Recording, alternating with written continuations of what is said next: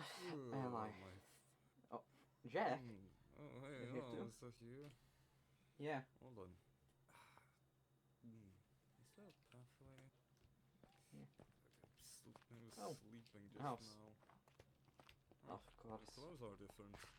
Oh well. Hopefully nobody So what stole were you doing anything before from you me. got here? Oh, me? I was doing something. Hold on, what was that music? Uh, did we knock? Well, seems like I can't knock.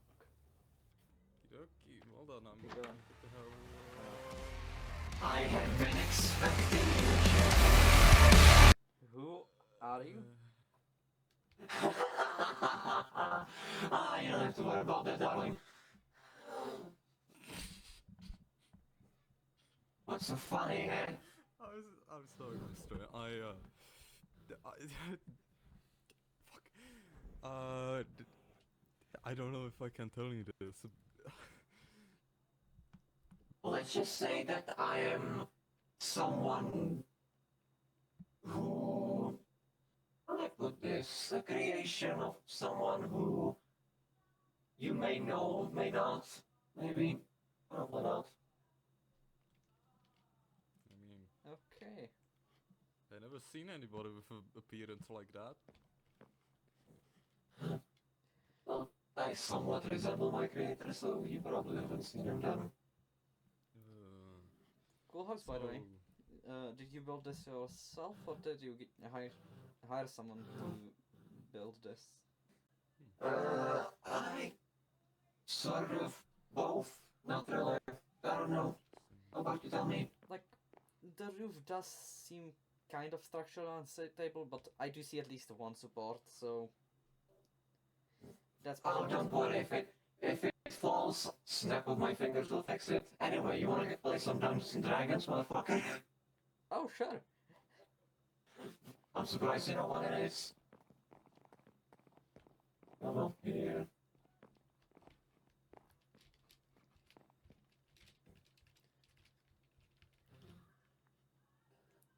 Huh. What does that button do? Don't worry about it. Okay. Like, I have Okay, to I think that might be appreciate enough. that you put like a glass of water here, but I'm sorry, I can't really drink that. I think that's from someone else. Oh, Maybe that's Andrews, maybe it's not. I don't know.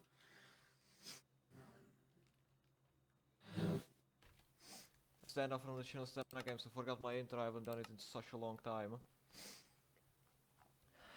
And welcome to the first ever Dungeons and Dragons session with the boys. Introduce yourselves. hey guys, I'm Al, also known as LMN969, but you can just call me Al. And Jack is now speaking. oh shit. Hello everybody, my name is Jack. You may know me as Jack55241. Yes, Jack55241. And I feel quite ready to play D&D. This is gonna be my first time and I'm excited. It's all our first times for D&D. It's my first time DMing. Yeah.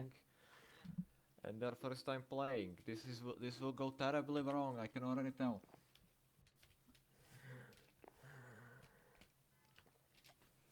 Okay.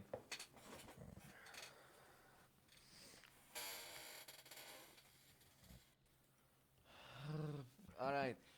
Is everyone ready to open their pouches? Yes. 3, 2, 1.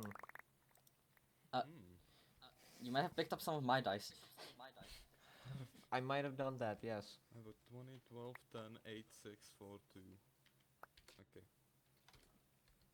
Dude, my game is on permanently 6 FPS.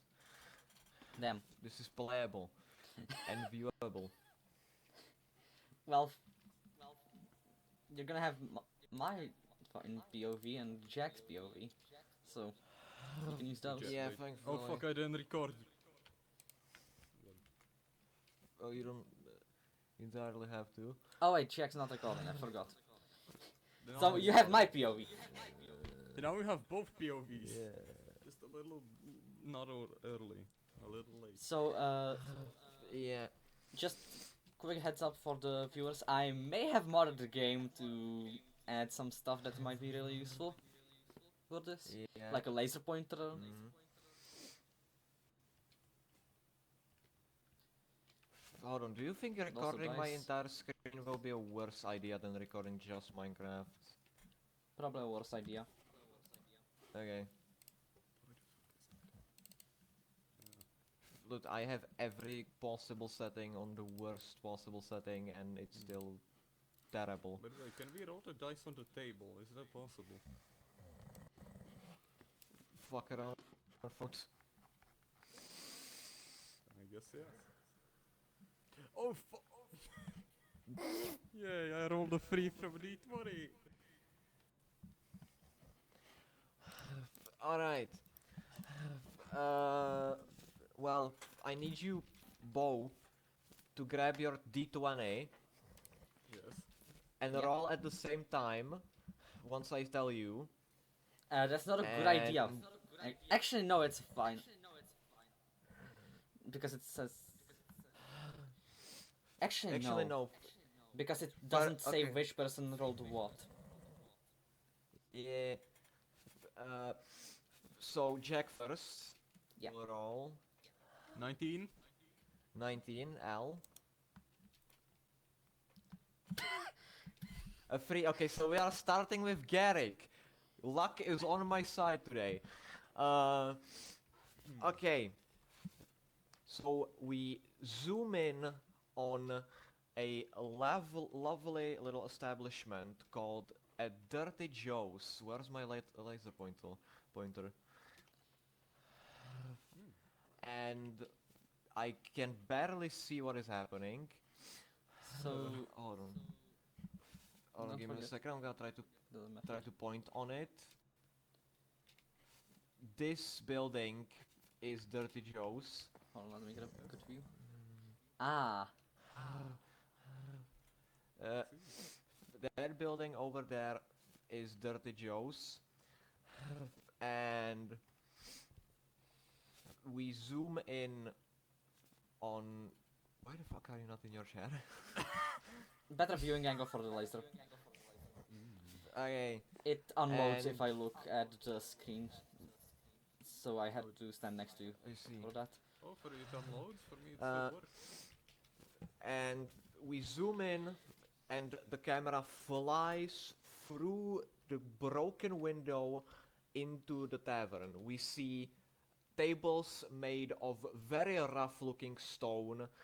There is a group of gentlemen that look like they just ended their shift from the mine, playing cards together, drinking beer, having a good old time. You know how it is. And we zoom on Jack, where do you wanna be? Do you wanna be at the bar? Yeah, why not? Sure. The camera flies past these gentlemen playing cards, and the camera flies and zooms in on a lone goblin sitting at the bar drinking a beer. And Garrick, describe your character. So, I am a 4 foot. No, 4 foot. It's already been said that I'm a goblin. I have black hair.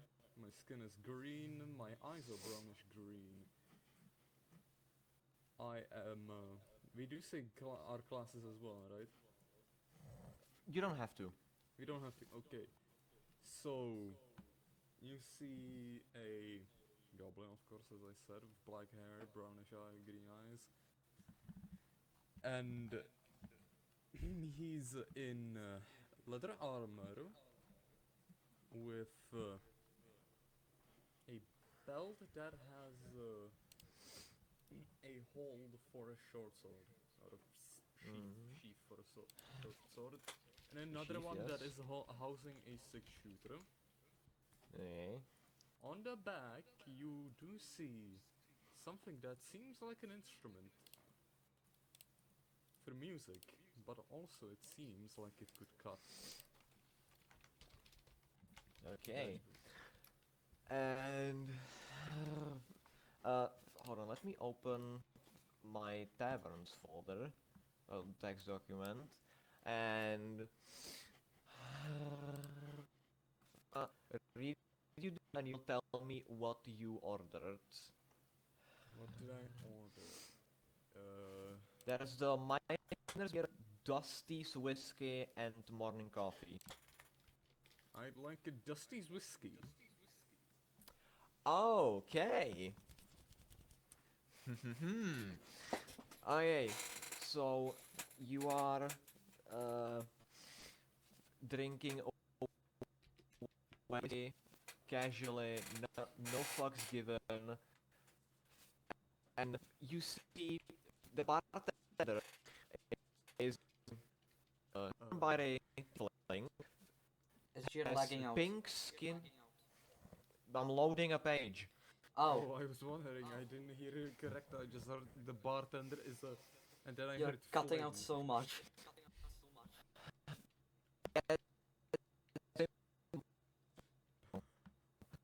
Can you hear me normally now? Oh?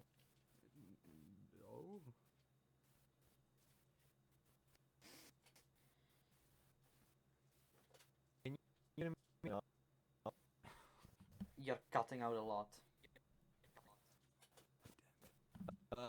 That's a problem.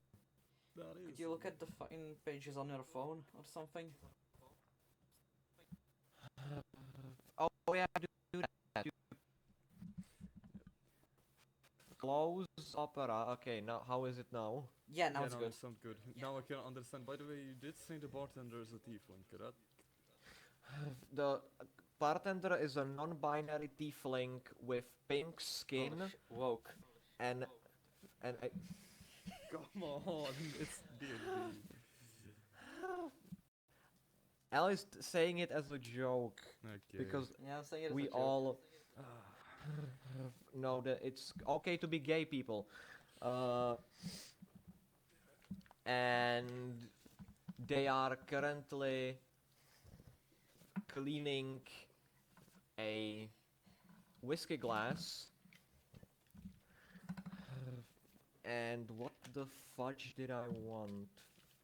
I wanted the Dungeon Master guy. And uh, they are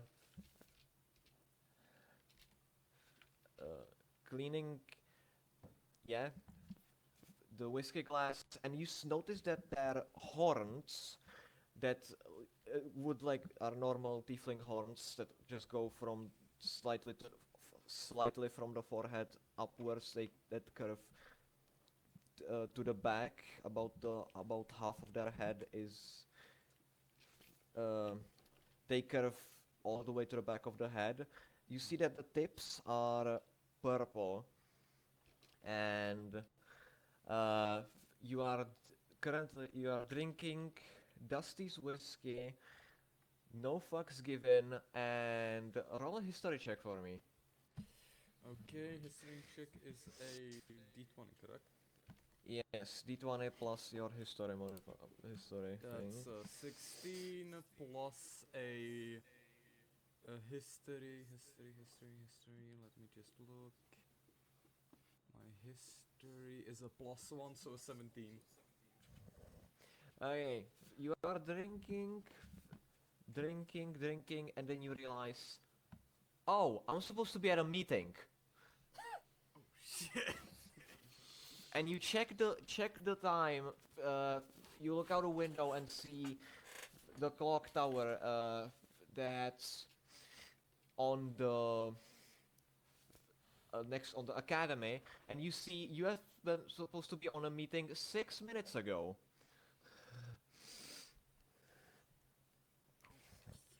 So what do you do? I as going black from. So, slam my money that I owe the barkeeper? barkeep, Yeah. whichever way you take it. Yeah, that's 10 copper. I'm trying to find how much gold is that, but I presume. You know what? Fuck it. Just you slam 10 copper on the bar, and I presume you sprint out the door. And then I get up, put the stool back to where it was, and I say as I leave running, "See you later, fellas. Hope you have a great day." You too, Garrick. Whatever. And they continue to clean the uh, the glass, not even registering you. And as you're leaving, you hear from the table where people are playing cards, "I fucking won! Let's go!" And you don't even have time to look around, but if you did, you would notice that a person has just won a new pickaxe, Nice. and they're very excited about it. And uh, let me just bring out the laser pointer, and I need to make shit up on the spot because I did not think this through. Can the freaking thing zoom? And you are at the Dirty Joe's, and you need to get over to here. This building, this black building. Uh, so roll a. How are you trying to get there? Are you trying to get there really quickly or somewhat casually? Real quickly. Okay. Hold on, let me look at terrain, not terrain, freaking exploration combat. Exploration, I think it would be a thing.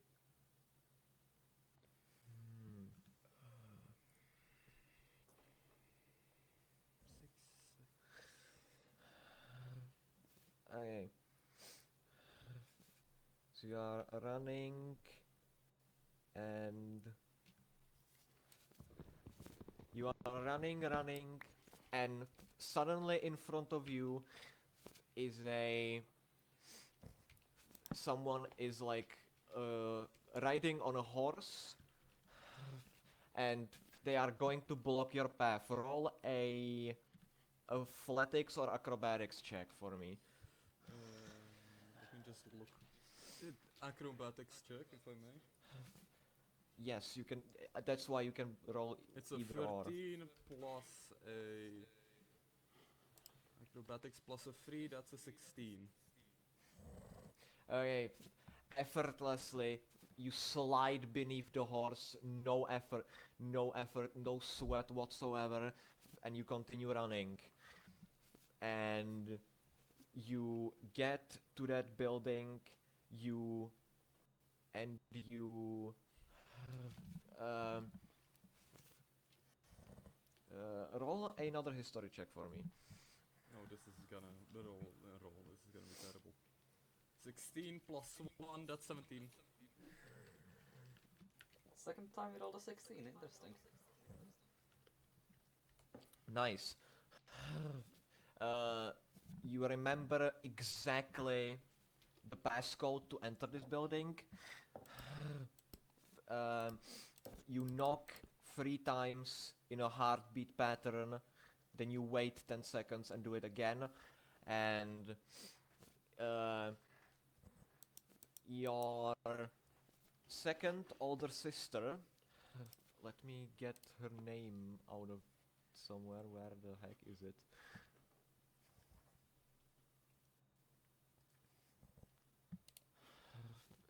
Here. Uh, your second older sister, Mary Beth, opens the door and lets you in. You walk in and you walk down the stairs alongside with her, and you see this dark chamber that all the way at the end of this hallway-like chamber are 6 candles beneath what seems to be a statue of a knight with that's fully black.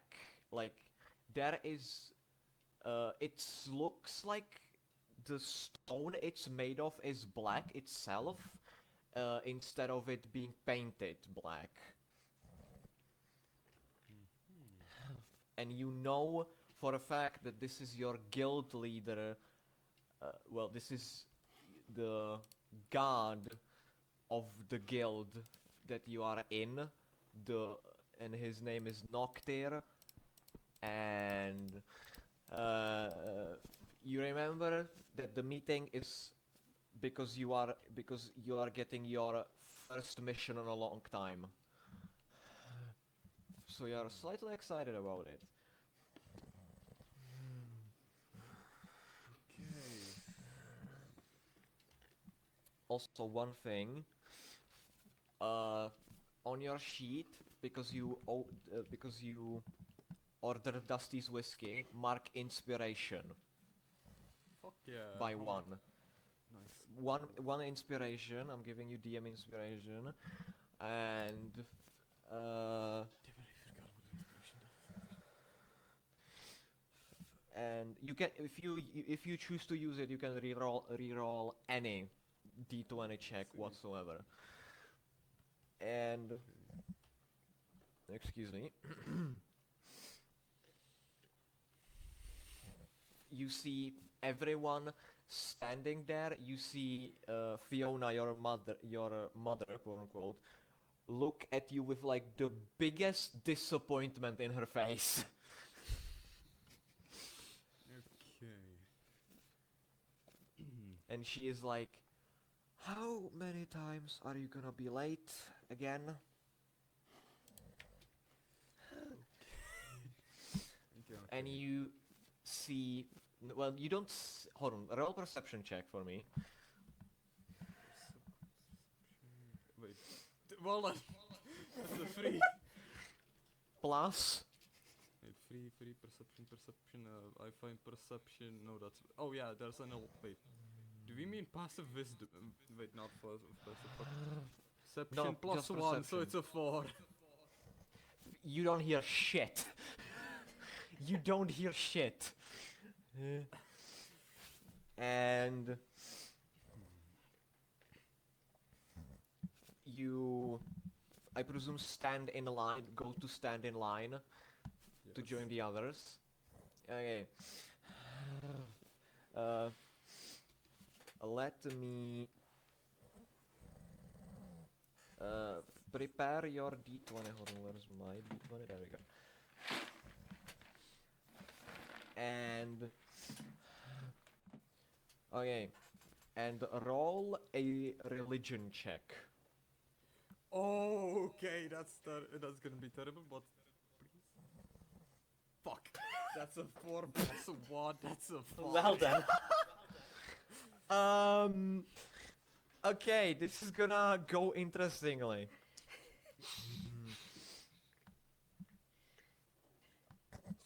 You, uh, uh, you look around and you see that everyone's eyes get filled with this black inky liquid that somewhat seeps out, that somewhat leaks out a little bit like tears, and everyone starts floating, including you.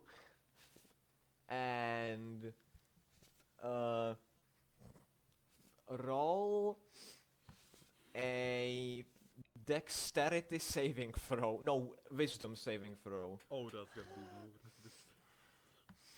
13 plus 1 is 14. I believe. Yeah, you said wisdom, right? Yes. That's a 14. Okay, 14. Where's the dice? There we go.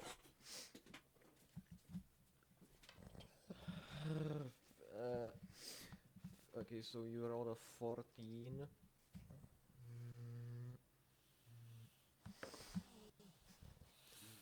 Ew. Okay. So you take 9 psychic damage. Well, then that's a 15 on my hit points. No, wait, what And am I talking? and you see as everyone else like winces and like touches their head because they're also in pain, and all of you are brought in front of Noctir, the Lord of the Darkness and of the Abyss. And let me get the voice filter ready.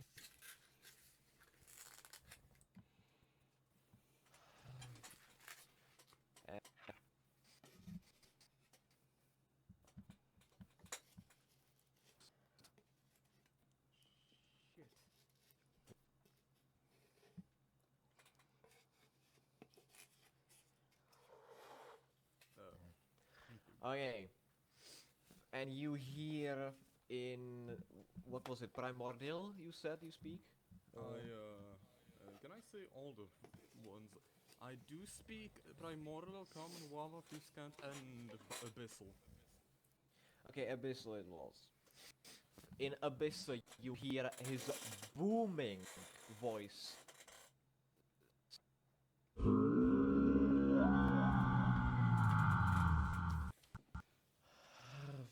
And you know that in Abyssal this means welcome, my children.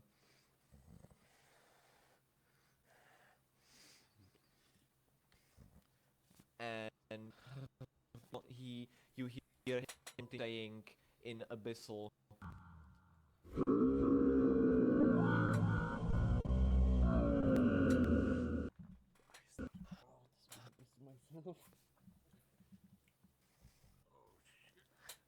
is it off now?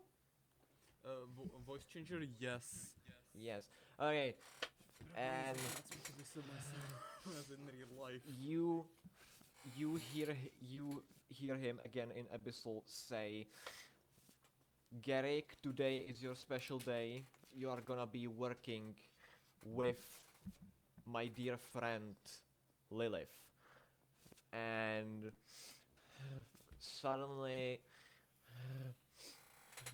and suddenly you feel yourself get yeeted out of this trance-like state. Roll a dexterity saving throw.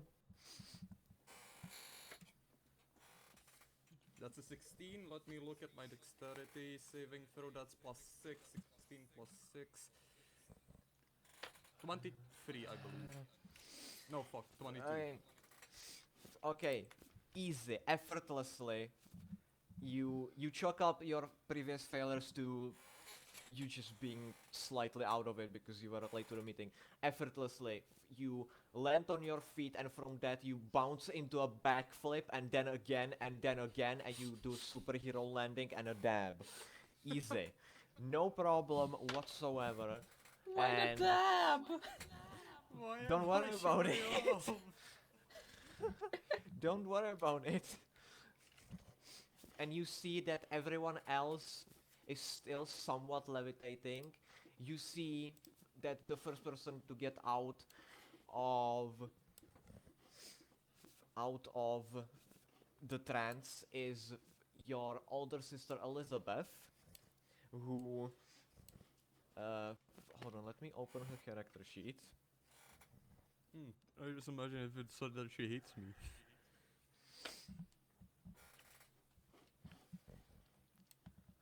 No, I need it for a roll. Dang it, I need to freaking have the dice sort of here. Alright.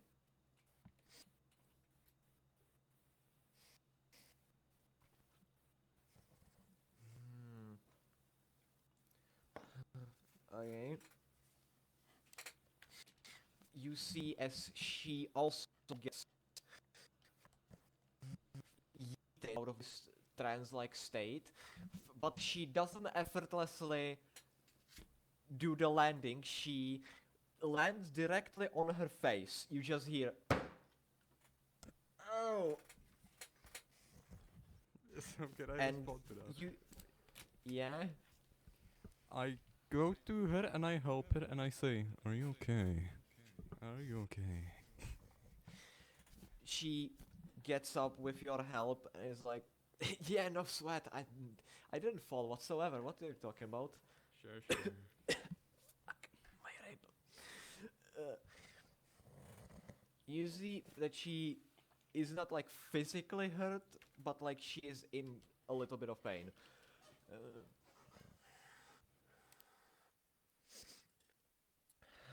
and she turns to look at you, and you see that her eyes are these snake-like yellow eyes. And you know this is normal because you know that your quote-unquote sister is a Yanti, basically a snake person. And she looks at you and says, "You should probably get going so you're not too late." And what do you do as a course of action? I see. Okay, thank you very much. I'm gonna go, and I hope that I'm not gonna get hit by a horse again. My lord. Break a leg, you hear her say. Yeah, can I also say something to the lord if he's physically in the room, or can physically hear Garrick? Uh, um, roll a Arcana check. 15, and Arcana's part of wisdom, right? Uh, it should be Arcana as a skill, not like wisdom. Arcana is a 1 for intelligence, so I said 15, right? 16. Yes.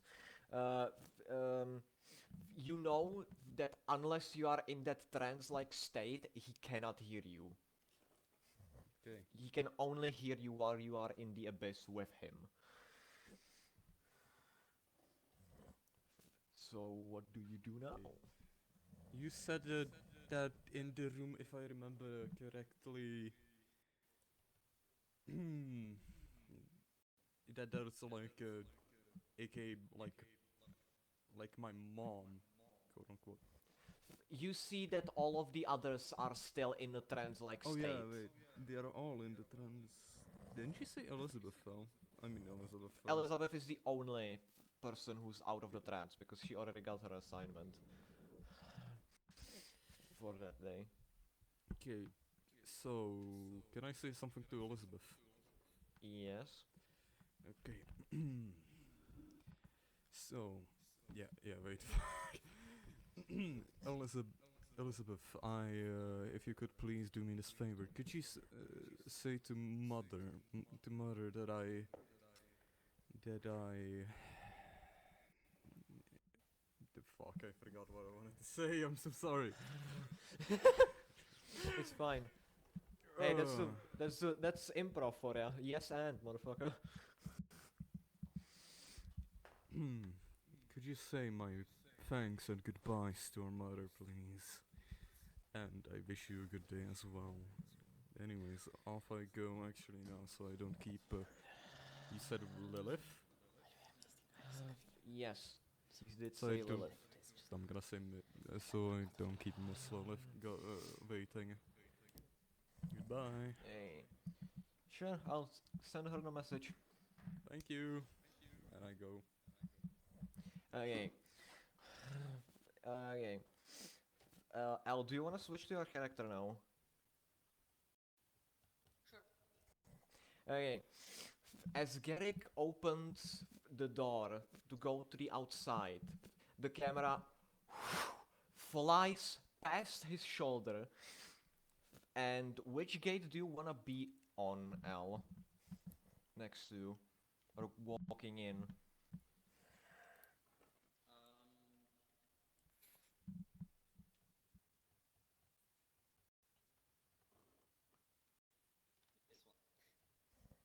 Hold on, my game is frozen. Northeast. Okay.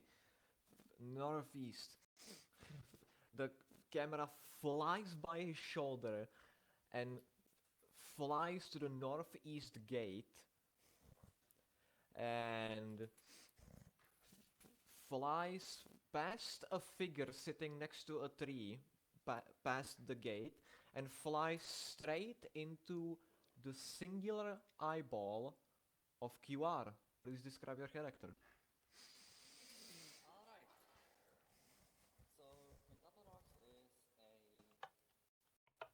warforged with a cyan arm, 6'7" in height, made of wood, and he's a druid.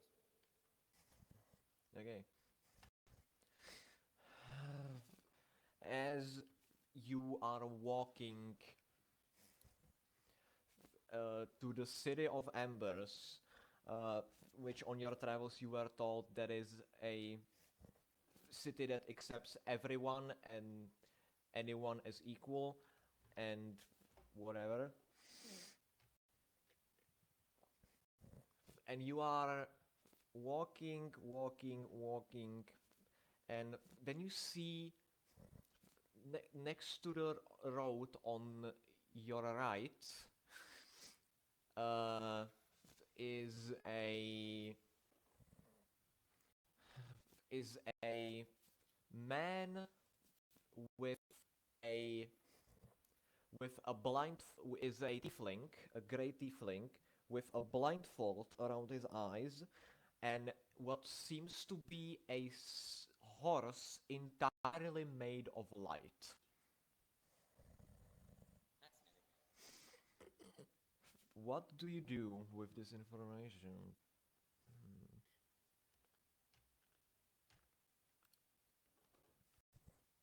I continue walking, not worrying about it.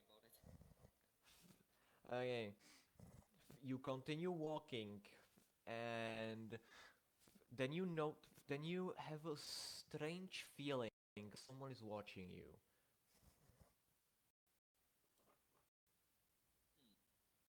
I turn around to check if anyone's watching me.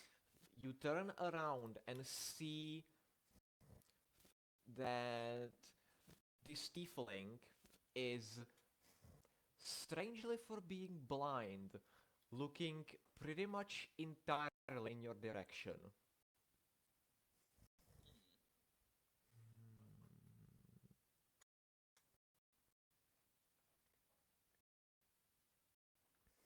unsure of what to do with this information. Yeah, I'm just gonna burn a spell slot. Okay. You are unsure of what to do with this information. Okay.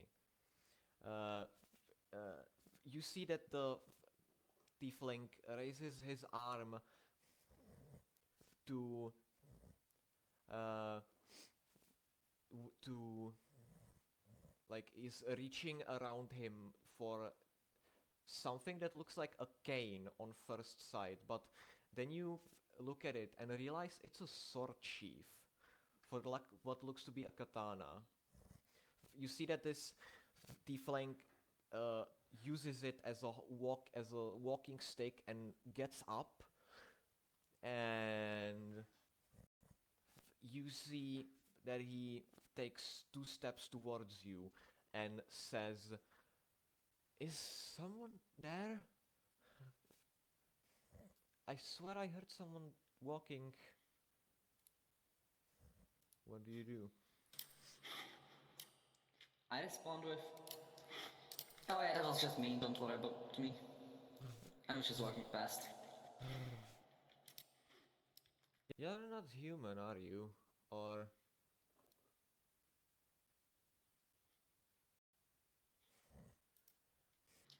I'm a warforged. I haven't seen your kind in a couple of years. Well, heard your kind. Uh, where are you headed, if I may ask, friend? Honestly, not sure. Just walking where my mind guides me. Interesting. Do you think you could possibly help me get to the Academy of Flames in, I presume the city is right over there, and you see that he points directly at the gate. Yeah, sure, I can try. Hey, I have a friend there who, well, I have to be a messenger for bad news for him, unfortunately. And I would like some help getting escorted there because, as you can see, I'm missing one of the senses. And you see that he reaches with his left arm for the horse and gets up on it, and magically the horse manifests a leash, I believe it's called, or a lead. I think it's called a leash. Magically produces this ethereal leash that gets guided into your hand.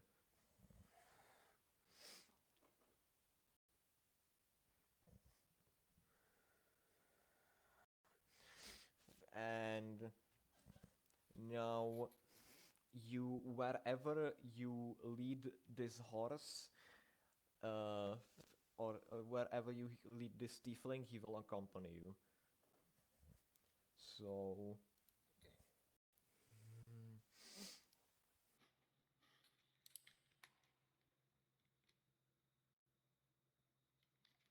Well, now how do I find out where I'm meant to go?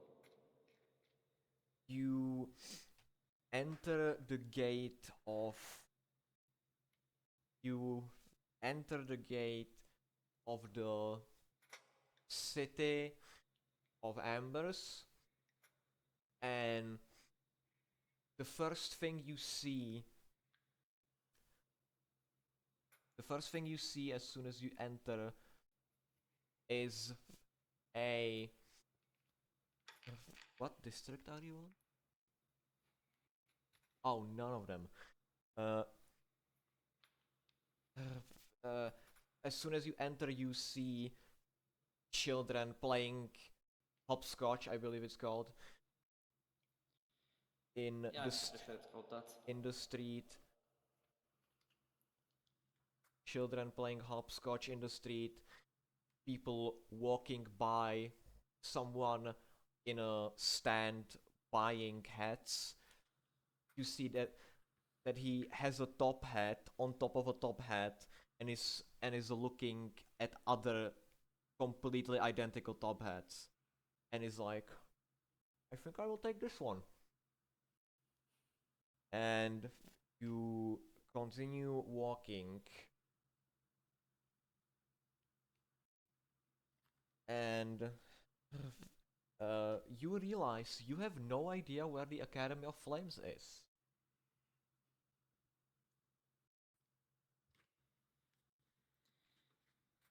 Well, I'm gonna try looking around for a stranger and asking for help. Okay. Okay. Uh, roll a perception check.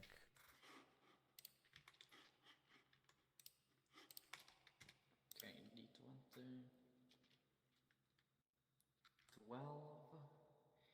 And I have plus 2 to perception, so 14. Hey.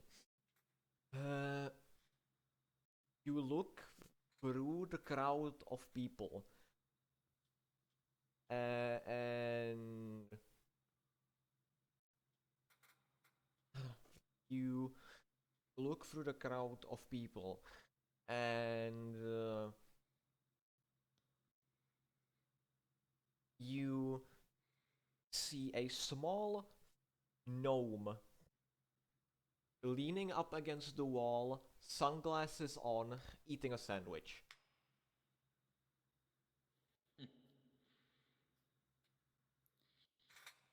I walk up to him and ask him. As you approach him, you see that he's wearing like super normal clothes. It's like a white shirt, black trousers.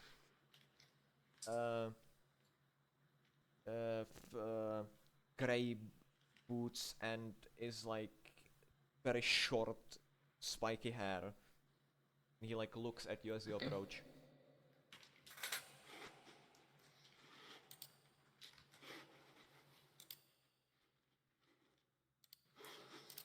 Oh, can I please ask you where the Academy of Flames is?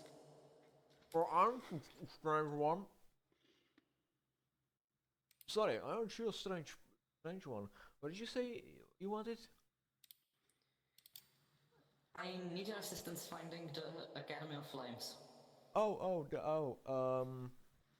Well, you see, if you keep going that way, you will eventually see a big building with. If you can see the clock tower over there, roll a perception check.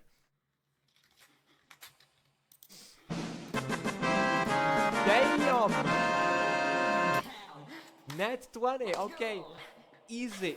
You immediately. Oh god, my Minecraft crashed. Okay. Okay, as long as I don't press a button, I think I should be fine. But I'm still Yeah, we can still hear you.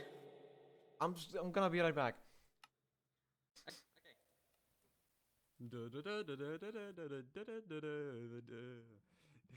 Okay, I should stop. So, anyways, David, what I? Oh shit! When I tried to ask, I tried to say something, and then I instantly forgot. Oh shit! Then I instantly forgot. No, it was when we were asking SG, right? In the fuck, I shouldn't be saying in the intro, right? I started subconsciously. Okay, welcome back. Oh, welcome back. Thank God for not enough crashes. I was in the game even when I left the game. Fuck. It's like L. You just like look exactly in the direction he's pointing, and your system is like, what's that? Enhance, and you like zoom. You do like 1,000 times zoom directly at the freaking clock tower, and you exactly calculate how long it will take you to get there. And you thank the man, I presume. Thank the gnome. So anyway, time to thank. Thanks for the help. No problem. Haven't seen your kind in a while. Well, when was the last time I saw Warforged? And then you see just like he's like stuck thinking. So I presume you just continue walking.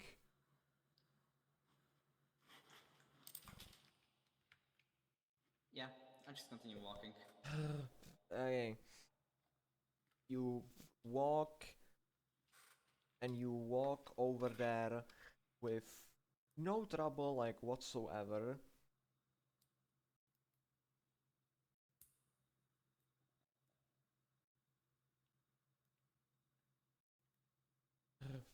You get to the main door of the academy, and do you knock or do you try to open the door? I knock.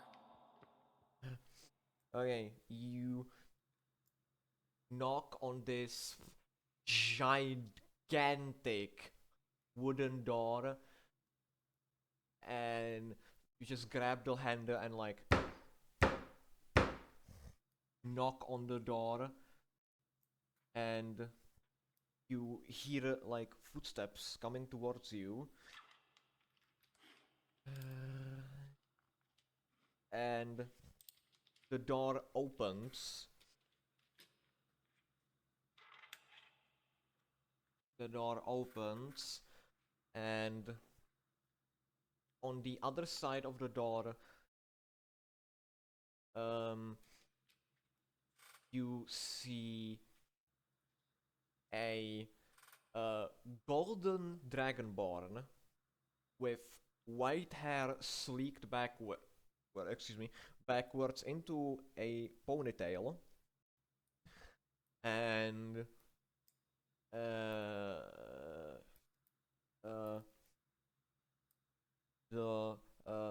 Dragonborn looks at you with a very confused expression and says, "Who are you exactly?"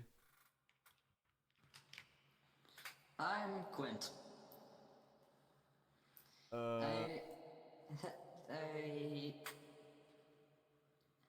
person wants to go here to tell someone a message.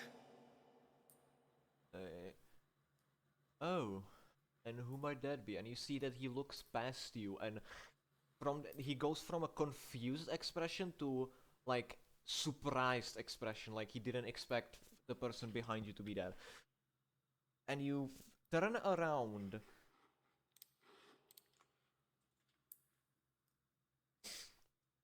You turn around and see that the horse you are leading is nowhere to be seen.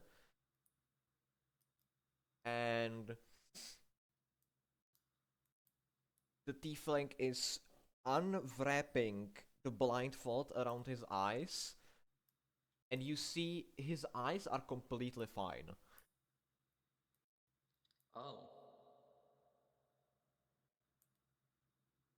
He looks at you and is like, "Sorry for lying to you, I just needed help because people don't like it when a tiefling with red eyes walks past in yeah, I'm sorry." And It's fine. Wait, hold on. It's fine. yeah.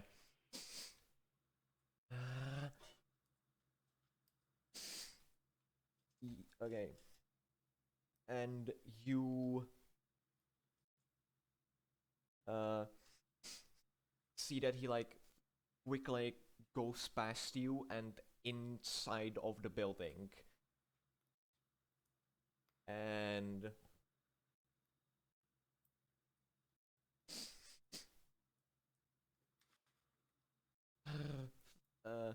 you see the wizard man like look at the person who just walked past him inside of the building and looks back at you and is like, "I think I should reward you for escorting him here. Come on inside." I walk inside. Okay. As you walk inside, you see, first of all, a a a bunch of purple and pink lights in the shape of a chandelier, in the shape of a chandelier, but you don't see a chandelier holding them up. They are just kind of spinning without no one touching them or being attached to anything. They're just kind of spinning in the air. Fancy. As you look in front of you, you see 3 doorways, both of which have gigantic door frames. One leads to what seems like a cafeteria that has currently like about 20 to 30 people in it. That's to your left. When you look to your right, you see a doorway that just leads to more doorways, seemingly classrooms, and the door frame in front of you seemingly leads to the clock tower and some kind of personal library. And as you're doing that, as you're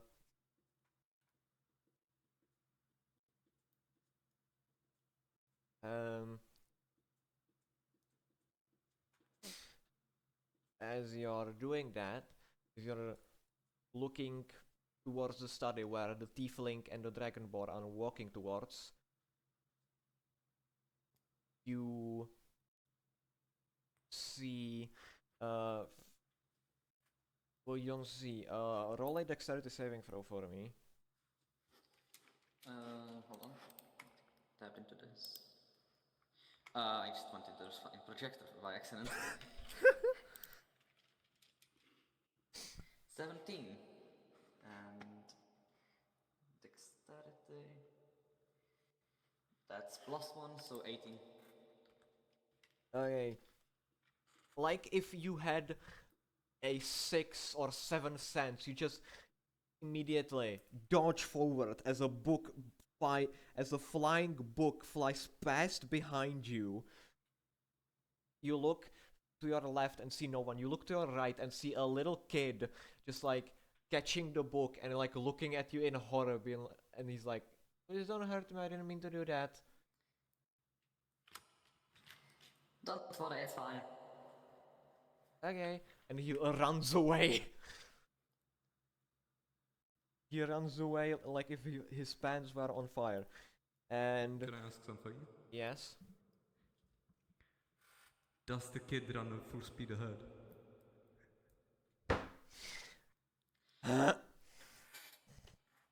yes, maybe. Don't worry about it. And you, I presume, start like catching up to the tiefling and the dragonborn going into into that study.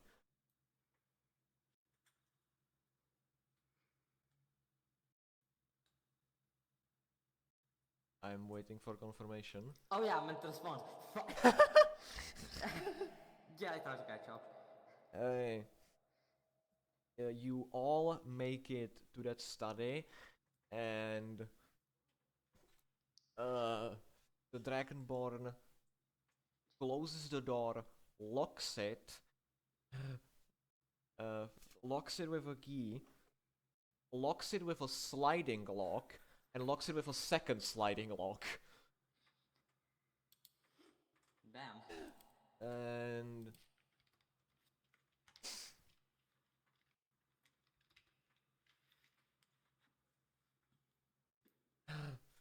and the dragonborn turns around and looks at you, and he's like, "Wait here, I'll be right back." And you Okay. see as he waves his hand, and behind his hand there's like golden shimmering sparkles basically behind him, behind his fingers. And you see one of the bookshelves just get surrounded by uh, golden light and turns into golden dust on the floor. And there is another room behind it, and the tiefling and the dragonborn walk inside of it, and the dragonborn does a reverse motion with his fingers, like he swiped at the beginning to the left, now he's swiping to the right, and you see as the golden dust turns into a golden fire, and the bookshelf is back.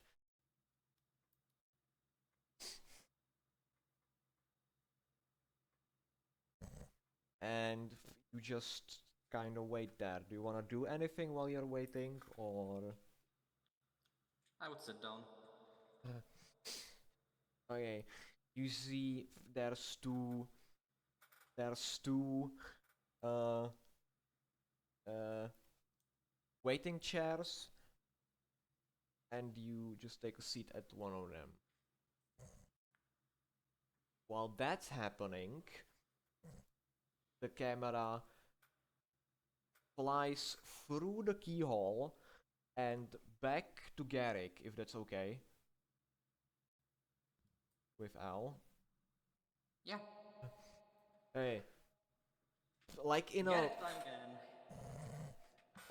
basically imagine like in a third person video game how the camera like goes from cutscene to gameplay. That's what I'm imagining. Yeah, that's also what I'm imagining. Friggin' Garrick spawns on the studio like GTA 5, steals a car. No, I'm just kidding. What? Don't worry about it. Let me just steal my magic gun. And Garrick is sprinting, and let me get my laser pointer. and you are currently trying to get over here, Garrick. Okay. And But a you, quick question.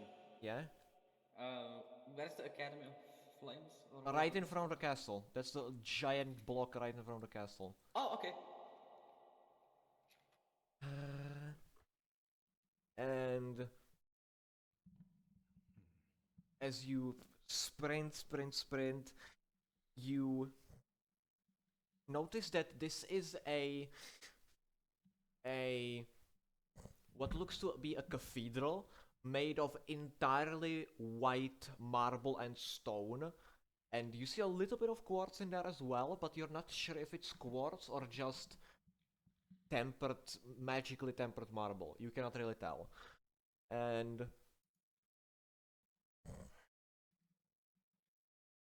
as you're running to get there, you see the bright wooden white doors open into the inside, and out you see, stepping outside, you see a 6-foot Asimar with blonde hair and black skin. And Wait, what's skin? black, he's black. And uh, uh, completely dark black eyes with small, like little tiny white pupils in them.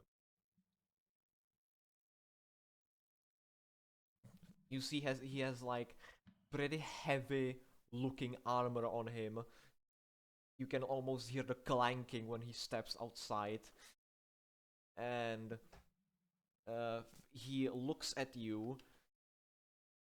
He looks at you with a bit of confusion, but somewhat recognition, and is like, "Hey there! Hey there, little one." So, can I respond? Yes, you may. Hey there, big mister.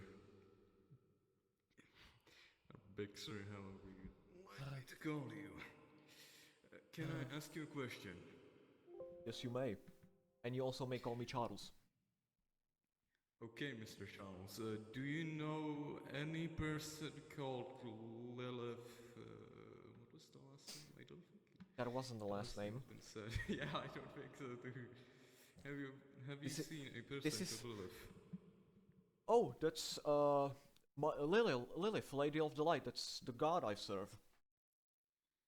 Oh, I see. Is there a way I could meet her? Uh, if I may ask you, is your Chad, is your name by any chance Garrick? Oh, yeah, my name is Garrick Blackthorn. I want to say it's nice to meet you, Mr. Charles. Oh, and he reaches out his hand to you for a handshake. Roll strength save. Oh, that's gonna hurt, please. Actually, no, roll strength save. Fuck me, that's a 9. Okay, hold on. You have a 9. And a 9 and 0 modifier for strength. Okay. I got an 8 total.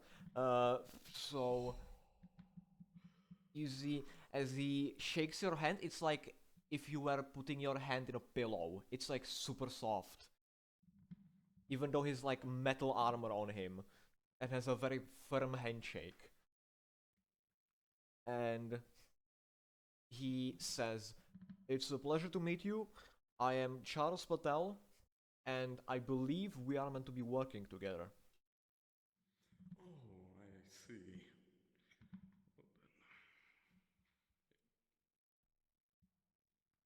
And I believe we should go to the Academy of Flames. What is I happening? believe we should go to the Academy of Flames. Don't worry And about then I it. just look at Al who's behind you, just bobbing his head. Okay, he's probably listening to bite me. Okay, anyway. Oh yeah. Okay, so that's the objective. Don't worry Thank you about very it. much, and I'd be delighted to walk with you. Alright. uh, let's walk. And uh he said he like walks like 3 feet and then he's like, wait, we should probably hurry up. And you see as his wings roll out, he grabs you by the back of the shirt and just flies into the air.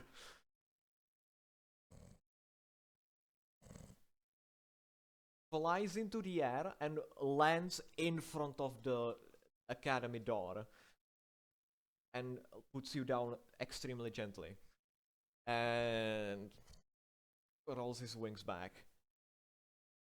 And yeah. Ooh. Oh. First time experiencing that. You'll get used to it.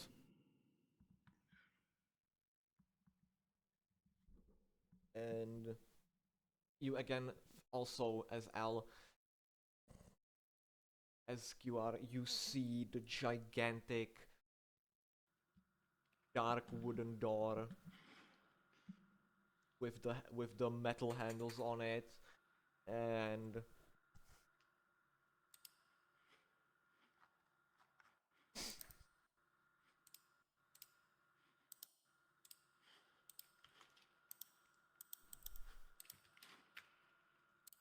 and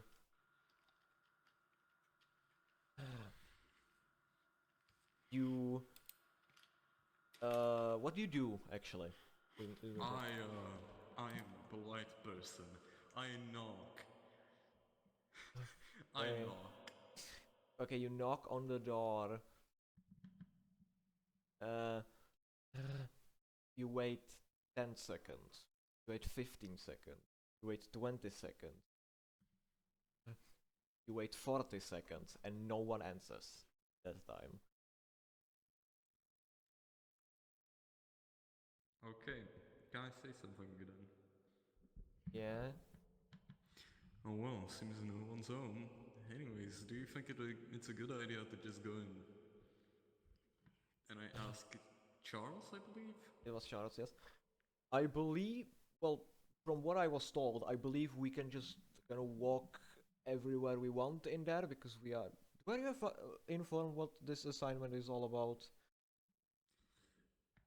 I'm ashamed to say this, but today I had a half day and I kind of didn't hear much about the assignment. Completely understandable, I get it. Rough days are rough. And I got hit by a horse. didn't get hit by a horse, check. You completely dodged it. Yeah, you dodged the horse. I'm lying. I'm lying. Oh, roll a deception check, motherfucker. 15 plus. Give me a second. And I said deception, right? It's gonna be. Mm-hmm. Well done. Did I say 15? Yes. 21. Oh my god. Hold on, I have to put a. Are you dude, I'm rolling like shit today. That's another 6. That's a no. That's 11 total. Like, oh. That must very painful. How did you not break every single bone in your tiny body? No offense, of course.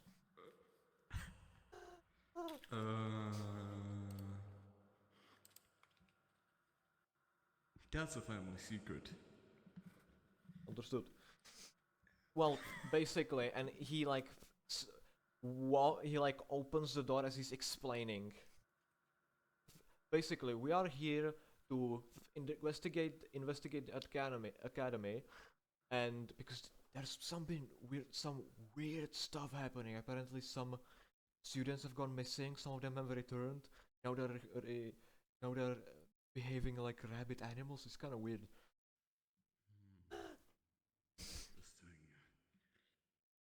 and you walk in. You see the same chandelier that's just like spinning lights. You see, before you even enter, like another 3 books fly in front of you.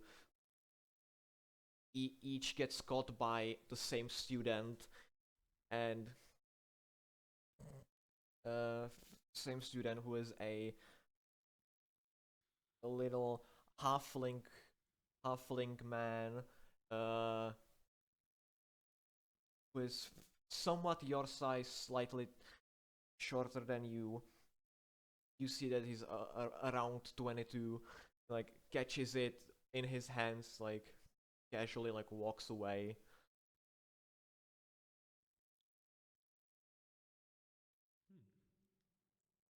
And you see as Charles like puffs out its chest even more than he already had it puffed out, and like does a giga chat walk to the freaking doorway in front of you that seemingly leads to, you don't know, but from what you can tell, it at the very least leads to the clock tower.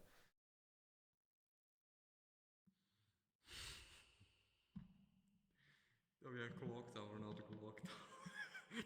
Why would it be called the clock tower? I don't know, for some reason. I heard you for a second lag and I just heard Glock tower instead of clock, so I imagined the tower made out of Glocks. Interesting. Okay, and you, I presume, follow him. Yes. As you walk into this doorway, you see on your left there's stairs that go upwards, and in front of you there's a dark oak wooden door that has a uh, uh, round doorknob from, as far as I can tell, this side only.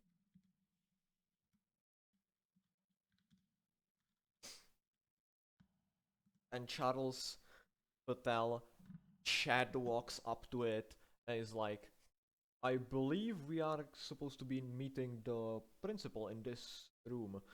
And he reaches for the doorknob and shakes it.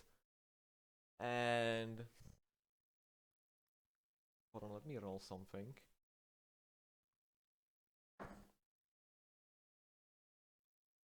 Okay, guess not. Uh, uh, and the doorknob just doesn't move. And you are on the other side. You just like you swear that you hear the door slightly shake, but you pay it no mind and continue chilling on this luxurious chair. Dr. Kuma left once. Well, speaking of Dr. Coomer, Garrick, you turn around and see this this old human male in his around his 50s with a fully gray hair, gray like chin beard, uh, like walking around. He has a giant great sword on the back of his on his back, and and you, you see that he is wearing this white wizard robe with like black stars around it.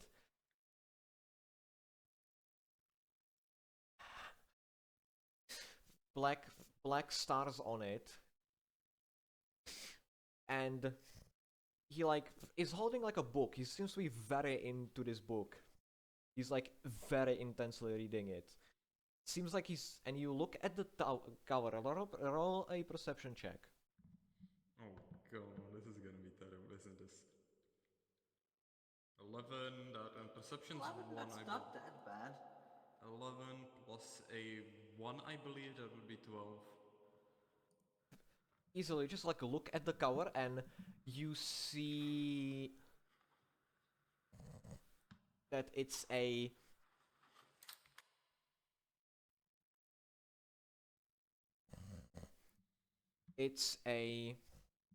book that on the cover you see a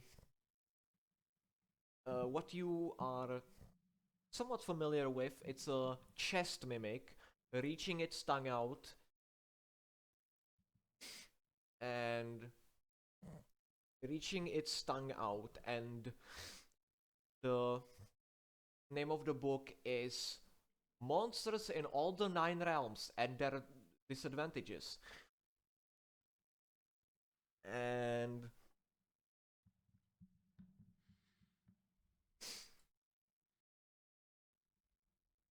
and as you are looking at the cover, you notice that the uh prophet that the man like looks at you, a bit puzzled, but then looks at Charles and immediately recognizes him. Closes the book, puts it in his satchel that you just noticed. Puts it in a satchel, walks up to you and is like, "Ah, hello, gentlemen.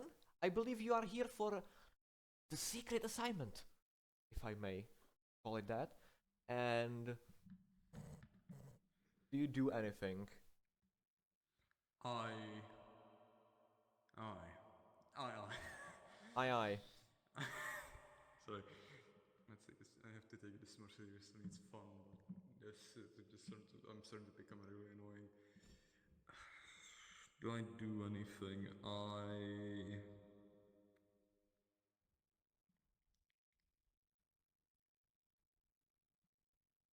Can I ask? Can I look at something real quick? Yes. So then, I wonder.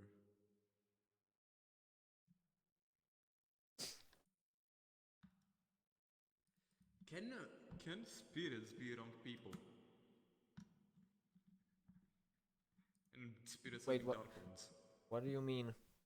Actually, no, fuck that. Nobody cares about that right now. I wanna look at something in a quick calendar. Okay. I don't think this is much better. This is some good.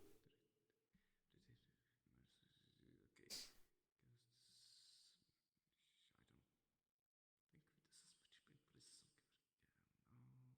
Wait, am I looking at the right one? I think so.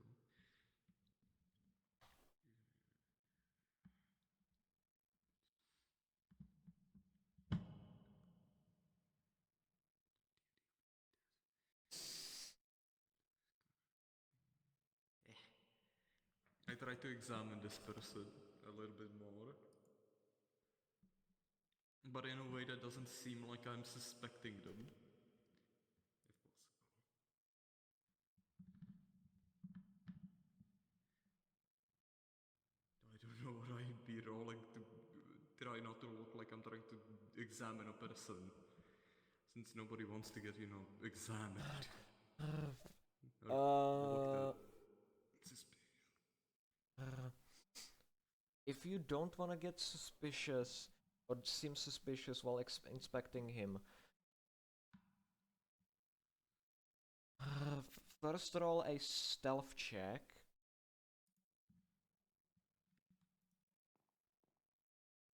Well done! That's a 7! Okay, that did well. Okay. Okay, now roll a investigation check. That's an 8, and investigation's a 1, that's a 9, I believe. Yep, that's a 9. You like look at him and like put your hands behind your back and think you're invisible, walking like circles around him. And he like is looking at you and is like, "Is something wrong?"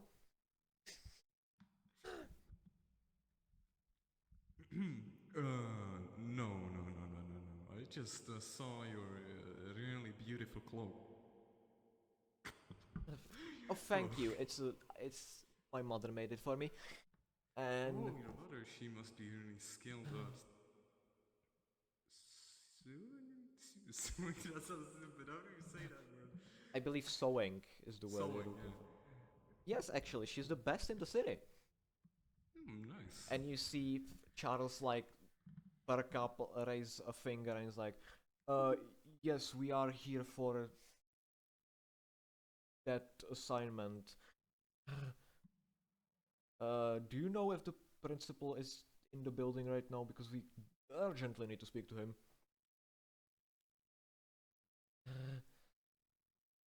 You see that the professor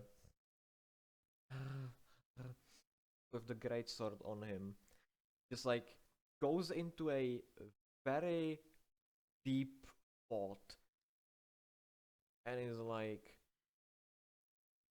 he like closes his eyes, goes into a yoga pose, starts levitating for like a split second, and is like, "Yes, I believe he is in his office right now talking to, I believe it was a warforged and a tiefling that walked in there." And Charles is like, "Intriguing. I believe we are the only two who are supposed to see him this day, but I guess they asked someone else as well." And you see that the professor like looks at him and is like, "Well, I hope I helped enough, and but if you'll excuse me, I need to get back to this book, and also I'm supposed to be in a class right now. I was supposed to be in a class about 5 minutes ago. See you, gentlemen." And he See you. runs off. Okay. I'm just gonna say this if I may. Actually, I kind of love to scream since he's going away. See ya, and I wish you a good day. Mm. Yeah. Fuck, I fucked up the voice. Yeah, it doesn't matter. There's a big bug in my room. Anyway, Fascinating information that's completely important to the recording and to the D&D session. it's super mega important because that is going to kill you. Roll to the. I mean, what? Uh, uh, you. Dang it, I'm super small. You. Just sit down on the chair normally. I'm then not too small. And I'm insecure about that. And you see you see Charles turn around back to the door and is like thinking for a second, and then he looks at you and is like, "Do you think it's a bad idea if I just smash into it a bunch of times?"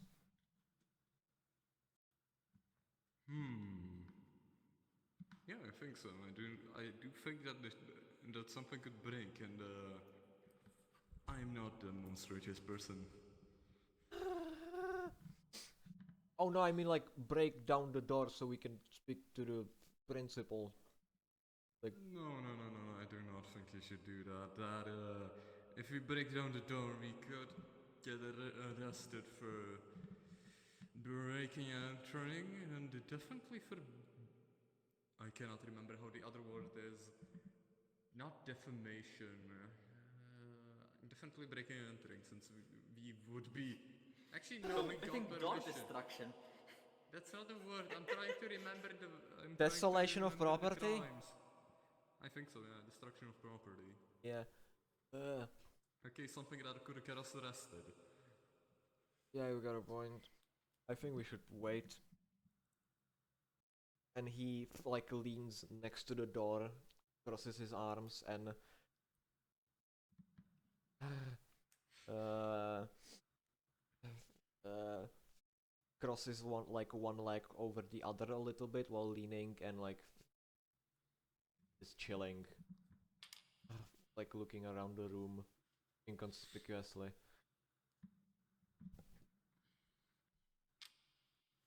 And uh, the camera again flies through the keyhole, and Is it Quinn time again? yes, Quint, you are sitting there on the chair, maybe, uh, uh, maybe inspecting your giant gun arm a little bit, making sure it's not smudged. Yeah. And then you hear again, you look to where the bookshelf was, and again that golden dust is on the floor. And you see the tiefling stepping out of that secret office, and roll a perception check. Alright. So, perception. I have +2 on that, so I rolled a 10.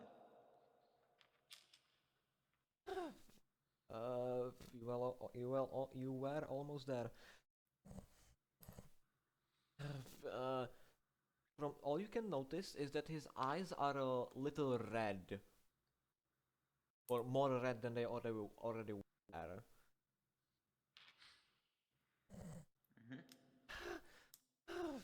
Uh, uh, but you don't know if it's like you see it's like organically red, not like magically. It's like they're glowing red or anything like that.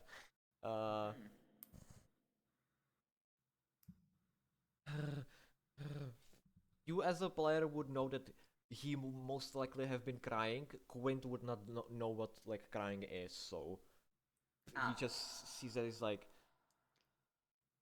I don't know how else to explain that. I'm not Matthew Mercer. You indeed are not. Mhm. And you see that the Dragonborn walks out. Behind him, the golden fire appears, and the bookshelf is back where it was. And then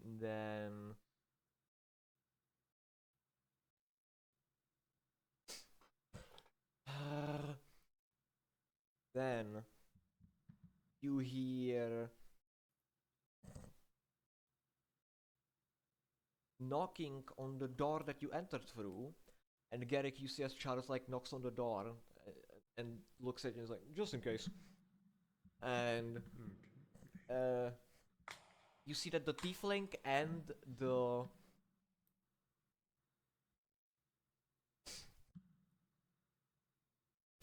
tiefling and the dragonborn both snap to the door with like slight shock in their eyes, and you see as the dragonborn pulls out from one of his pockets a key, unlocks the door, unlocks both of the locks telepathically, and opens the door inward. And you can't really see because the door is like currently blocking your way. But Garrick, you see as Charles Patel is like right in front of the door, looking at what you presume to be the principal, this golden dragonborn with hair with silver, well, with white hair back into a ponytail.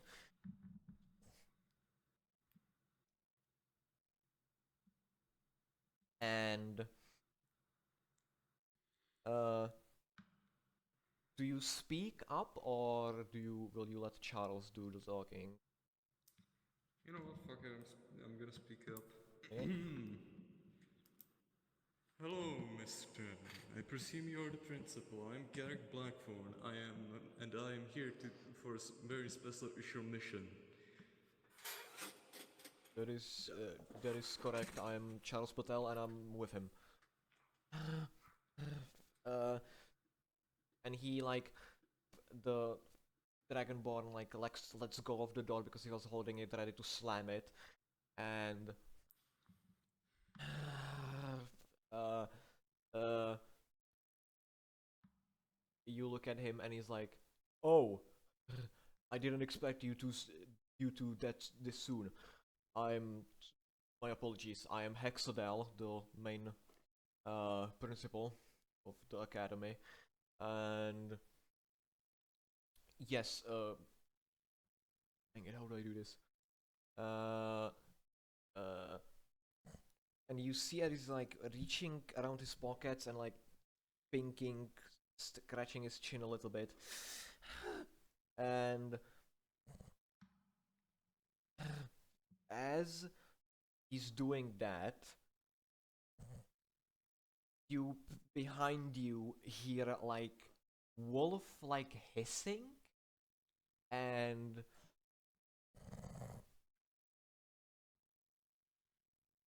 you hear like the sounds that a wolf would make if there were like hunting prey, like, and you turn around and you see uh uh uh 5 figures that look like they are students, but you see their eyes are like uh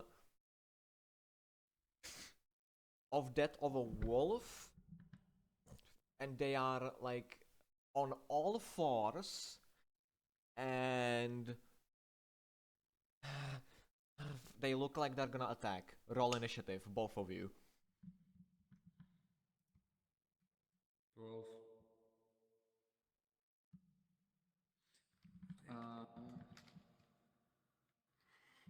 Uh, did I roll? I No? don't think so. Okay, Yeah, now you did. because I see if in thing that I shows that I rolled, and I'm not sure if that's from before. Actually, no, that is from before. Now you rolled 14, from what I Okay. understood. So initiative, I have +1 to initiative. Oh wait, fuck, I didn't look at my plus, on my initiative I have +2. Okay, shit. You rolled 12. Oh, that's a 14. I.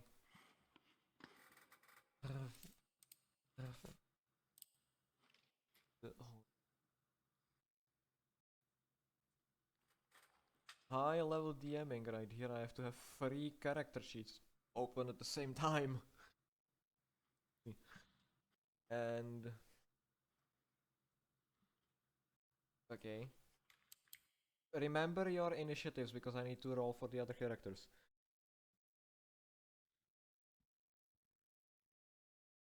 Can you open?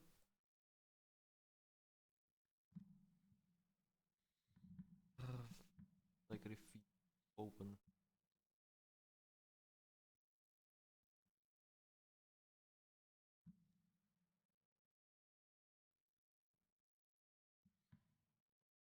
Okay.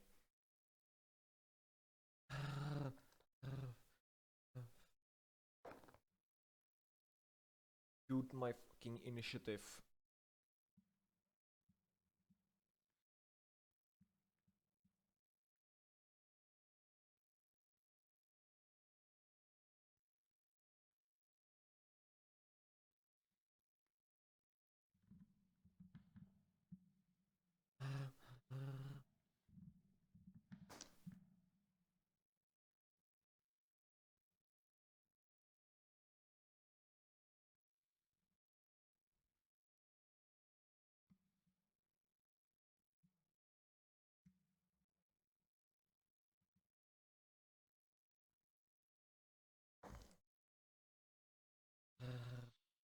Why am I so bad at rolling?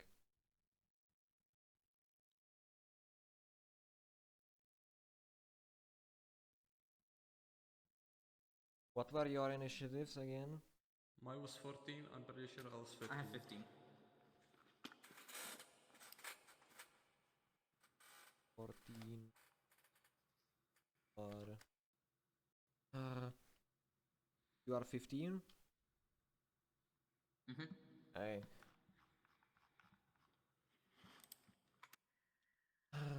Okay. Top of the round is Charles. get onto his. By the way, you can choose to do non-lethal damage, just so you know. Yeah, I was asking if I could just try and incapacitate them by just hitting them on the back of the head with a karate chop.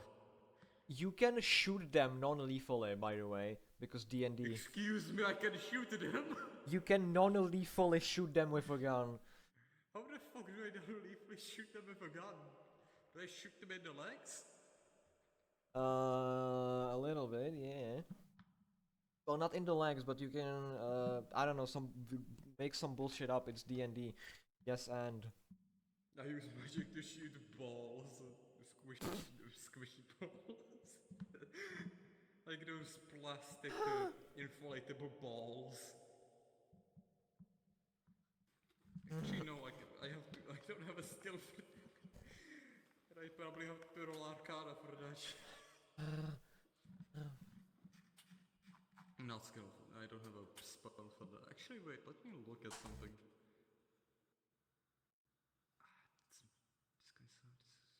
Identify. Daggers, invisibility. okay, I need to get the monster manual. So Spell magic, no, that's not. By the way, I can already expect that the children have noticed us, or at least Gierek himself. After all, they were right in front of him, or behind him. No, they are like looking directly at you, and they look like they want to bite.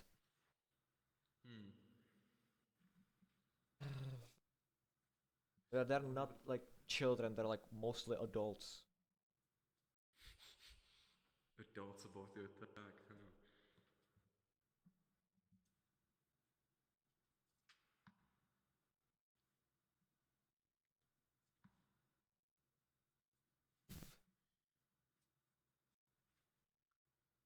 I need to roll for the bad guys as well.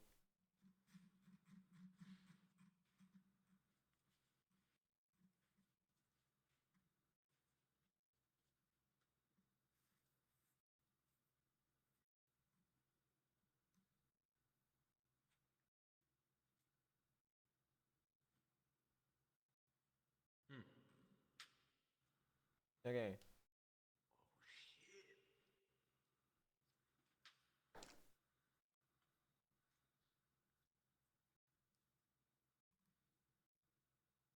Watch, I'm fumbling.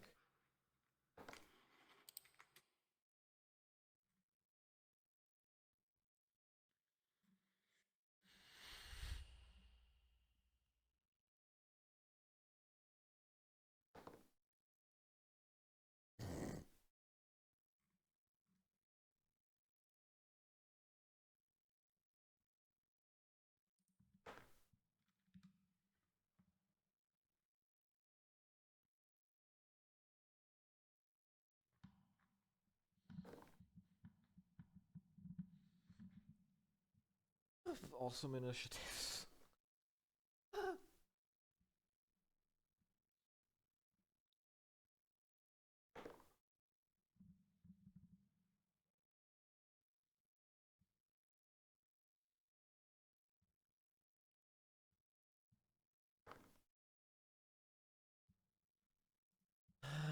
Okay, top of the round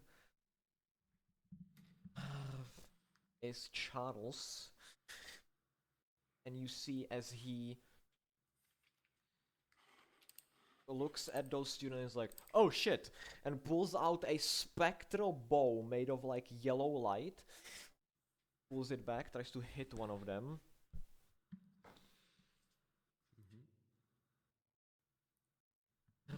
Barely hits him, and does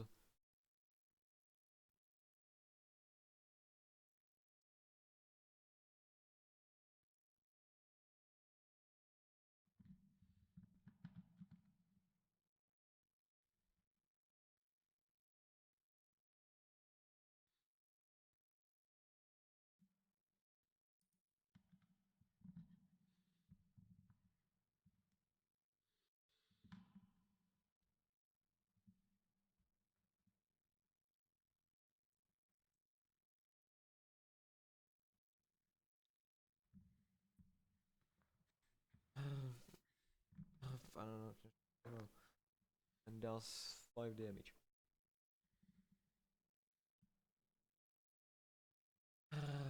Next in order is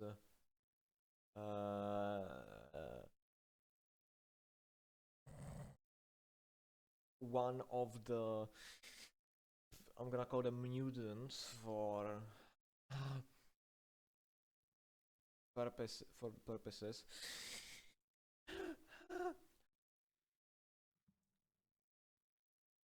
You see as he looks at you, Garrick, and like runs on at you at full speed, and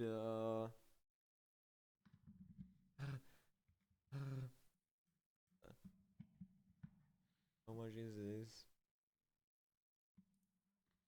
Does an 11 hit you? Wait, how much? Does an 11 hit you? We're talking about armor class 11 does not hit me. Okay. You say it's like tries to swipe at you, but you effortlessly dodge. Nothing, no problem.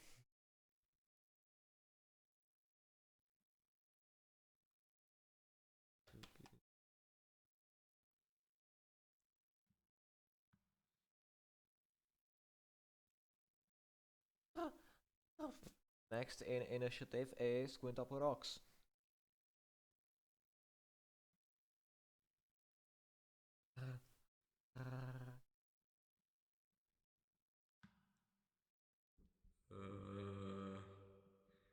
Quint, you okay? L.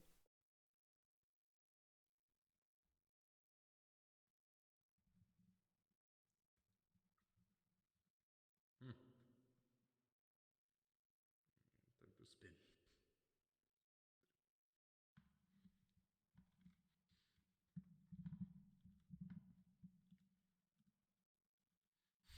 It's what to do.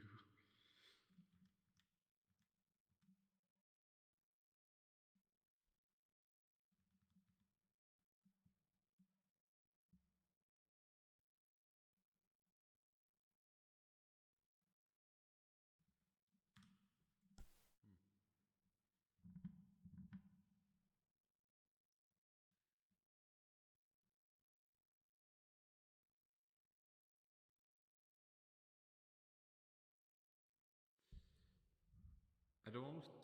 Okay, by the way, you did say 11, correct? Yes. I'm just double or triple checking technically. So if I heard it correctly.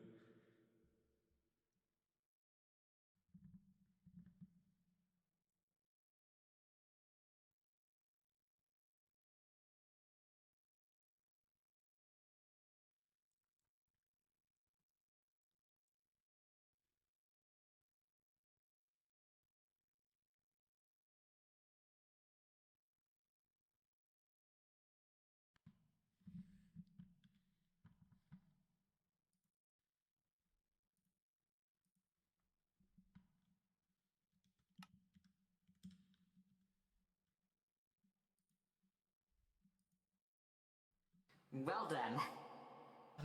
Okay.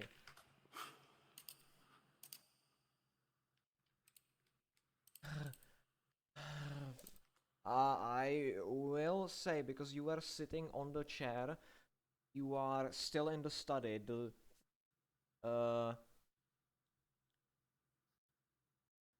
enemy is in the main hall, so you would have to use some of your movement to get out of the room first. Mm-hmm.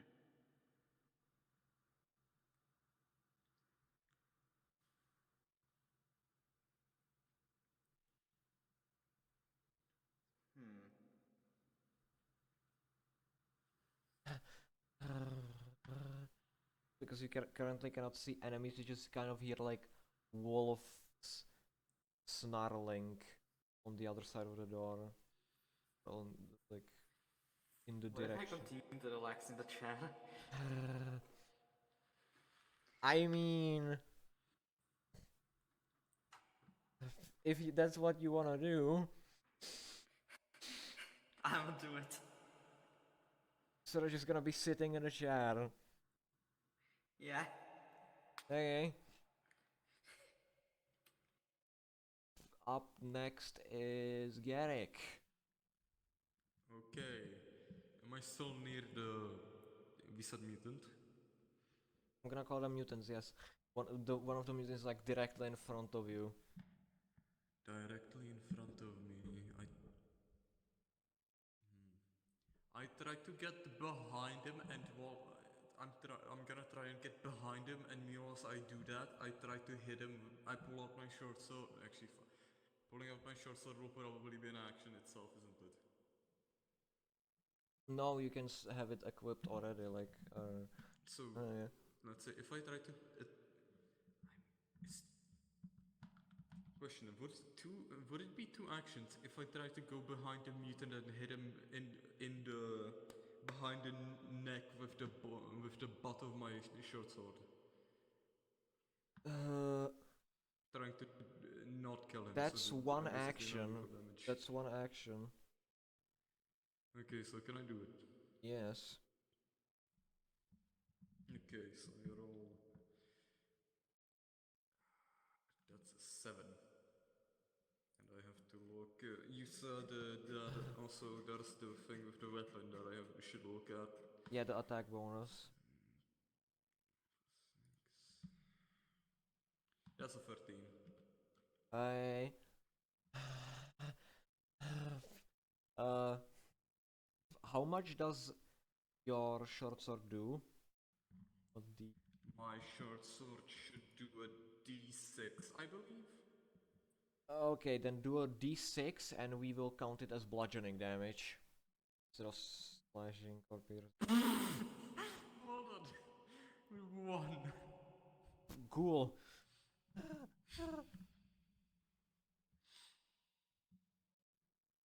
Okay. Up next is the fourth thing. Fourth mutant is going to try to attack Charles.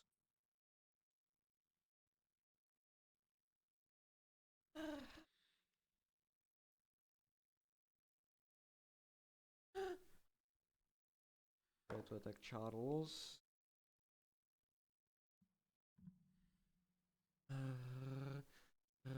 Completely misses. Completely misses. And next in initiative is the Tiefling. You don't know the name of still.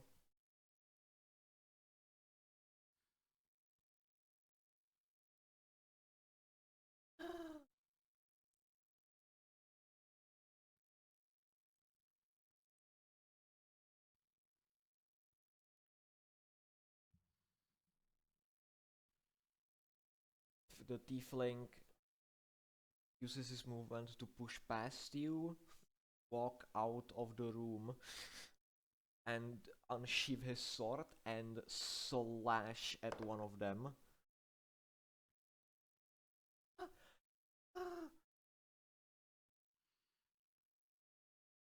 You see as he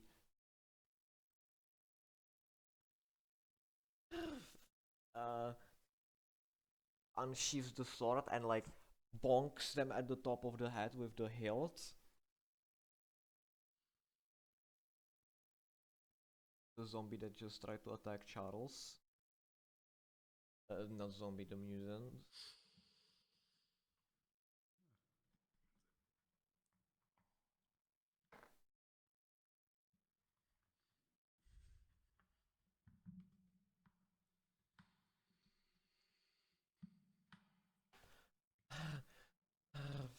And he swings again.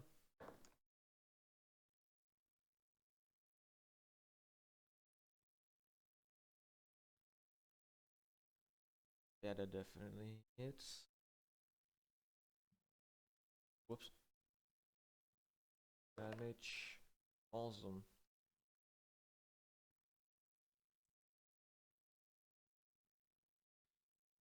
Up next is the principal, Hexeldal.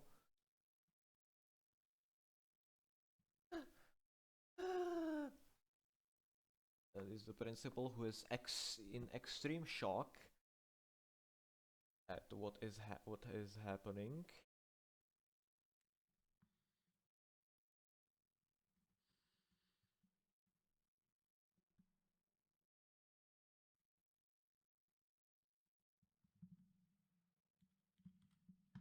And he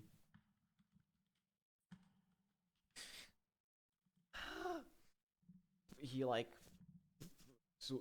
raises his hand up, his eyes flash in this gold color, and he throws a firebolt at the first one, or the one in the middle.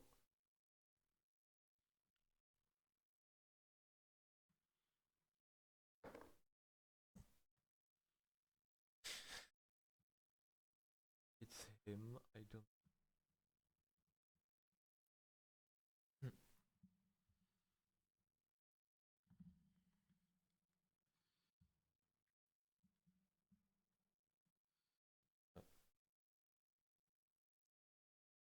Second.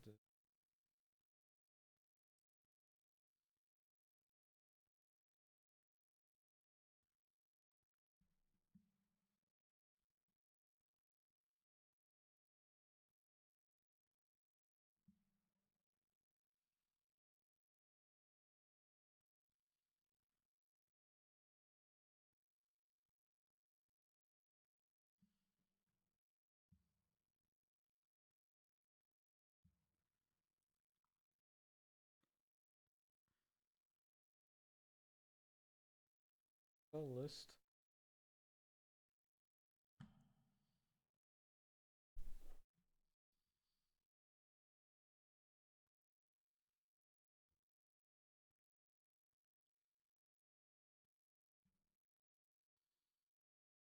There we go.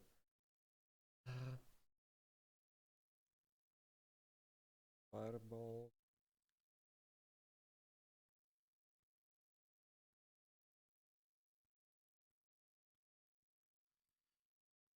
He hits him with a firebolt and does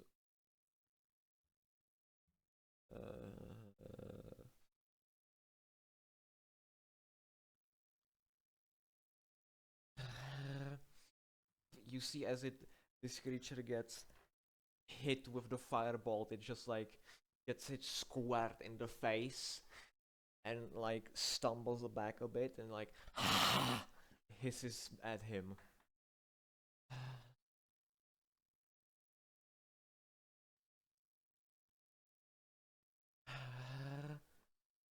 Up next is the creature that just got hit, and it's gonna try to attack you, Garrick. Does a dirty 20 hit you? How much? 20, not natural.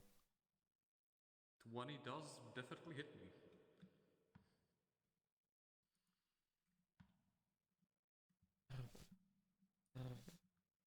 Look at how.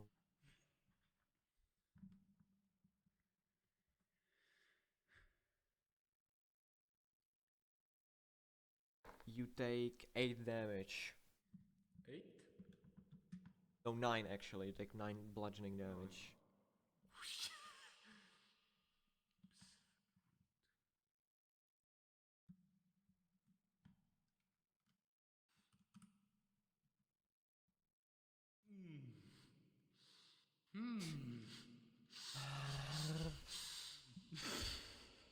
This ain't good. Is there another creature? The fifth one, all the way to the left, tries to run at Charles. Fully misses. And yeah, it's it for its turn.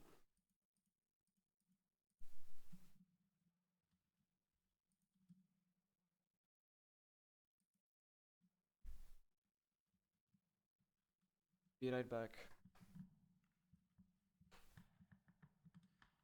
0 can Welcome result back. in death. Welcome back. I'm looking at how much likely I am to die. And if I die, I'm pretty sure I'm never gonna get up. Since That's I'm not how it works, dead. you little shit.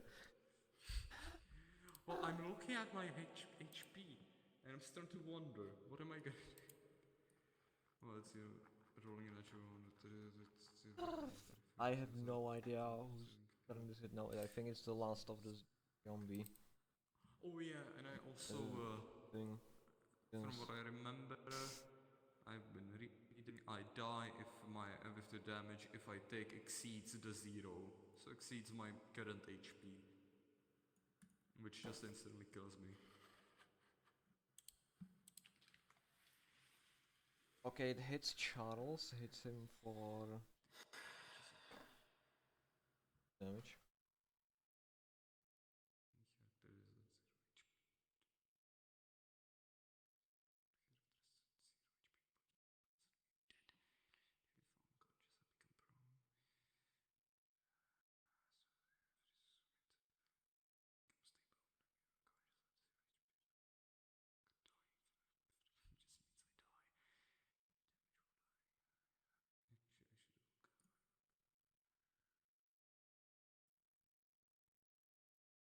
Okay, back to the top of the initiative with Charles.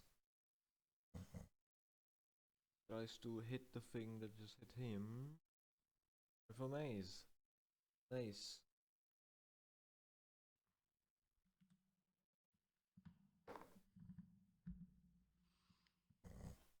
That hits perfectly.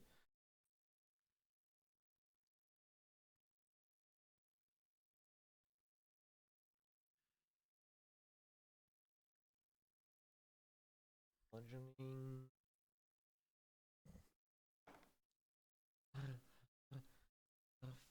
Damage.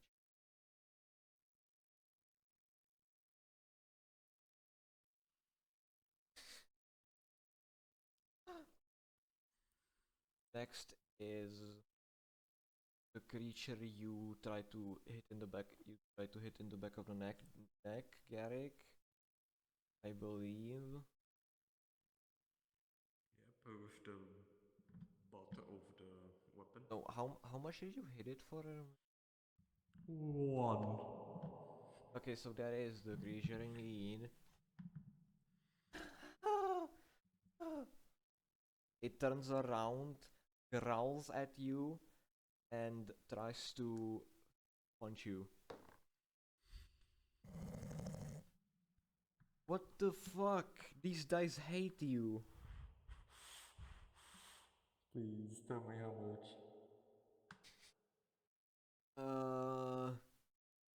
Does a 22 hit you? Yes. Okay. You take 9 damage again. I'm dead. Fuck! I'm dead. That exceeded 8 HP.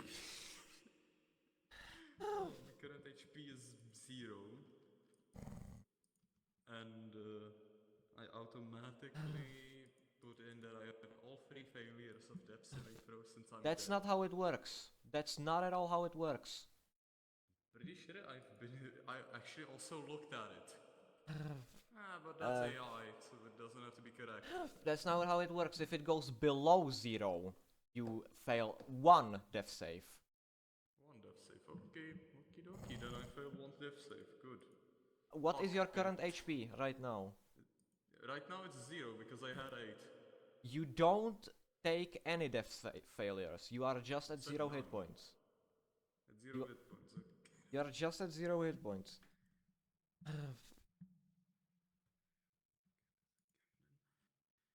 uh,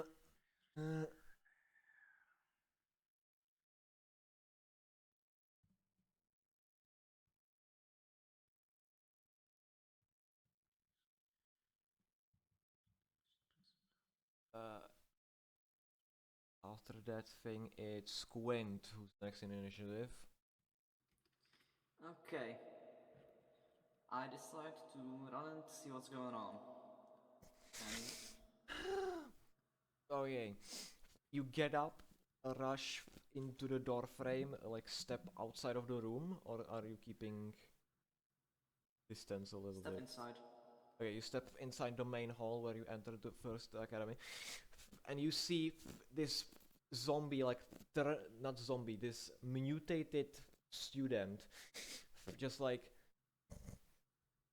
do a fucking 180 and just bitch slap Garrick straight in the face, and Garrick falls over. Well, not Garrick. You see a goblin get bitch slapped and fall over. Yeah, no. Quint doesn't know who Garrick is. Mm-hmm.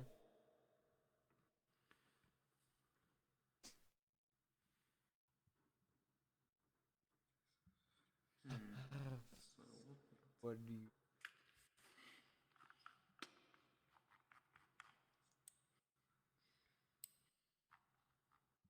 hmm. Wait Let a me minute. look into my spells if I got anything interesting in it.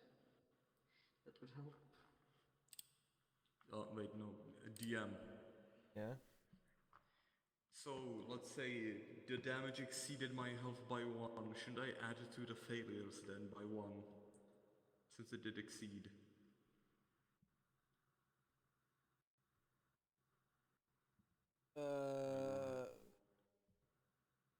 Yes, but I don't want you to die, so no.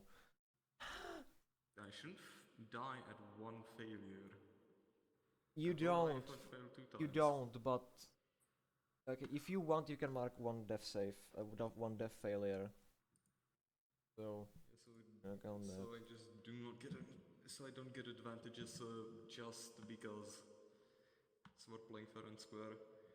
I'm sorry, the Riptide dice hate you for some reason. Yeah, the entire series of Riptide hates me. I think Gillian Dice really wants you dead. And I think I know why. Fight! Thorn Whip! I did not expect the person who's been sitting there the entire time very quietly just shout "Far and away!" at fucking full volume. That hurt almost. Okay, who are you going for? So, what's the closest one of the mutants? To me? Uh, there's two very close to you. One that uh, is next to a huge winged man, and the one that just bitch slapped the goblin next to you, in front of you. I'm gonna go for the one that slapped the goblin. Okay. So that Roll to should hit. be 2d6 of damage. Roll to hit.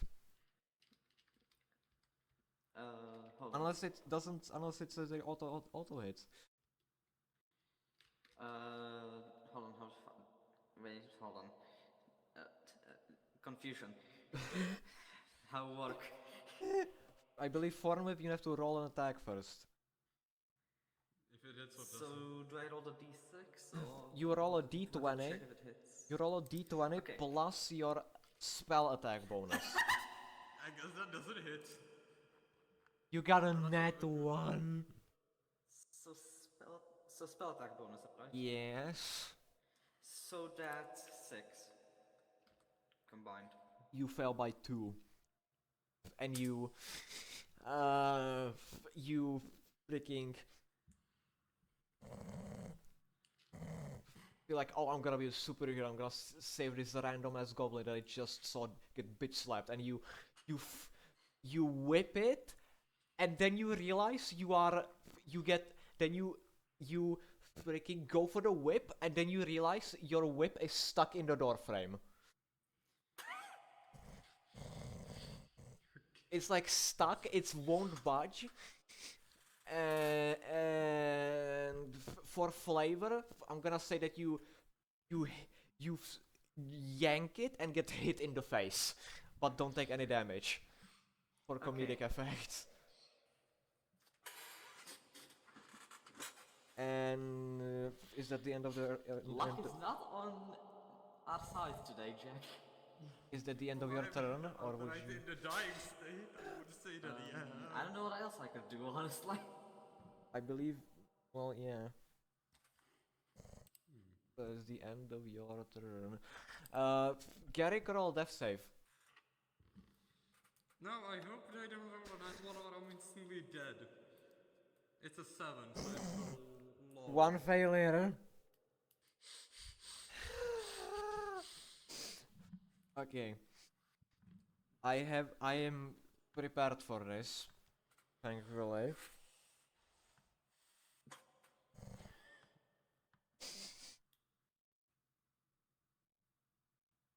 Mm.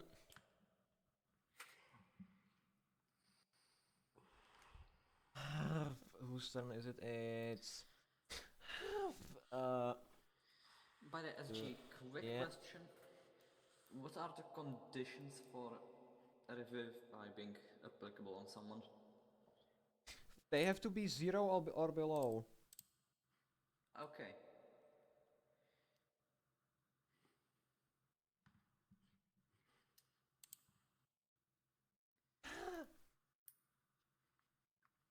Uh, I am not keeping track of where these guys are. I believe this is one that's tried to attack freaking Garrick from behind. He tries to hit the katana wielding tiefling.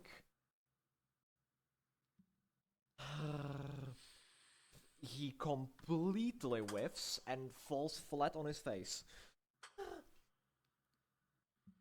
Uh, next up is the katana wielding tiefling. He rolls.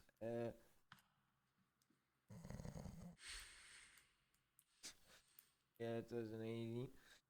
And he sees the zombie. Not the zombie. I keep getting confused because I am using the zombie stat log. Fuck's sake. Uh, he sees the thing like fall over next. This mutant fall over next to him and just like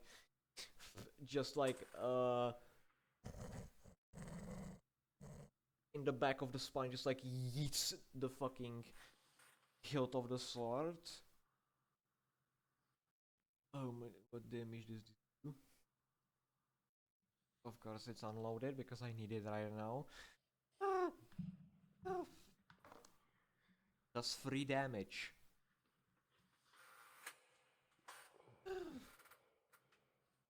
And now it's the principal's turn. Tries to hit the creature that just hit you. Just that hit Garrick. Firebolt. That hits. And does 5 damage.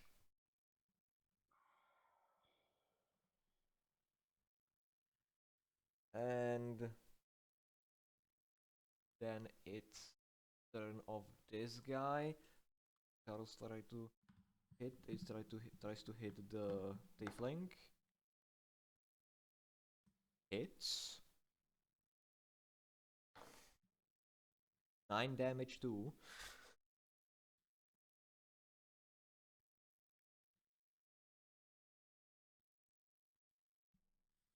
I'm gonna keep the calculator open because I don't know how to count.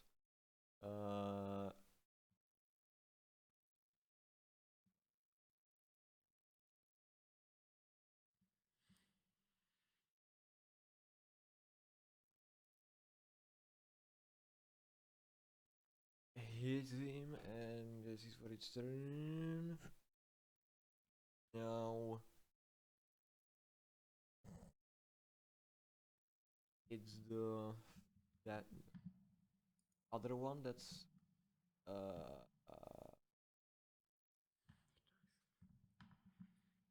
I believe has not done anything at all yet, so it tries to hit you, tries to shuffle through people and hit it. And hit you. Okay. but because it's moving past the tiefling, he gets attack of opportunity on it. That hits it.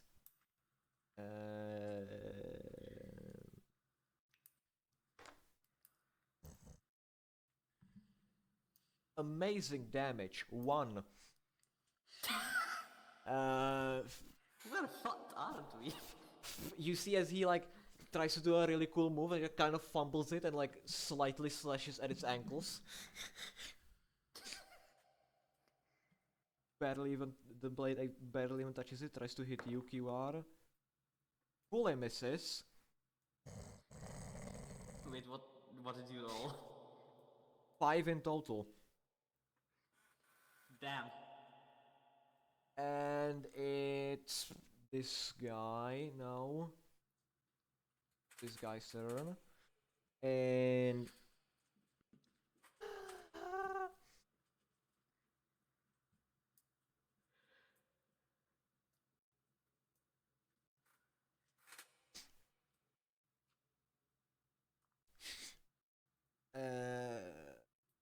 he tries to.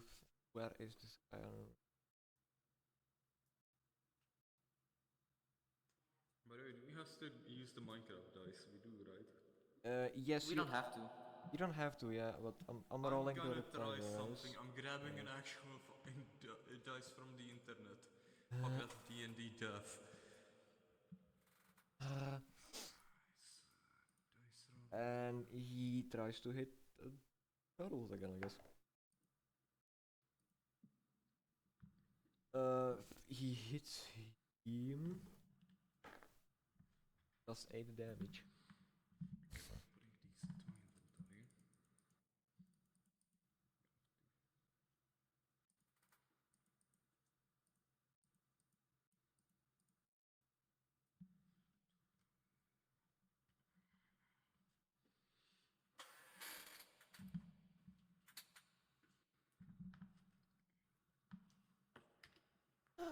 Well then.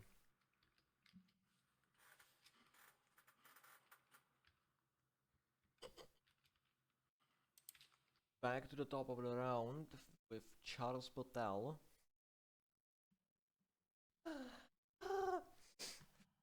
Any of you who are conscious would see this bright light radiate like from his eyes, like this golden light, and he like his mouth opens a little bit, and he casts Revivify on Garrick. Okie dokie, so. This is a Let me- revival, correct? Let me look what it does because I, was don't going remember. to do that on my fucking next turn. Yeah, that's why you have a cleric, just in case shit like this happens. Just in case your rogue bard fucking dies. Gets pushed into the dikes. I genuinely have no vendetta against any of you. The Riptide dice want you dead. I don't know why. Don't worry, it's fine. I'm really fucking unlucky. Although I have an idea what to do now that Jack's alive. Well, not Jack, Garrick's alive. Or aka the goblin's alive, since technically you still wouldn't know. Yeah. Too bad. Revivify. What do you do? What do you do, my beloved? You touch a creature. Oh, it touches. Like moves towards you. Like fucking Giga Chad walks up to you. You get back to 1 hit point. And Can I clear the saving throws, correct? yes, nullify the saving throws. Okay, and I'm gonna have to really run away. I'm sorry, but I don't get hit. I have a plan. Oh. Well, not a plan, but an idea for something I could do. Next up is the creature that freaking slapped you, Garrick.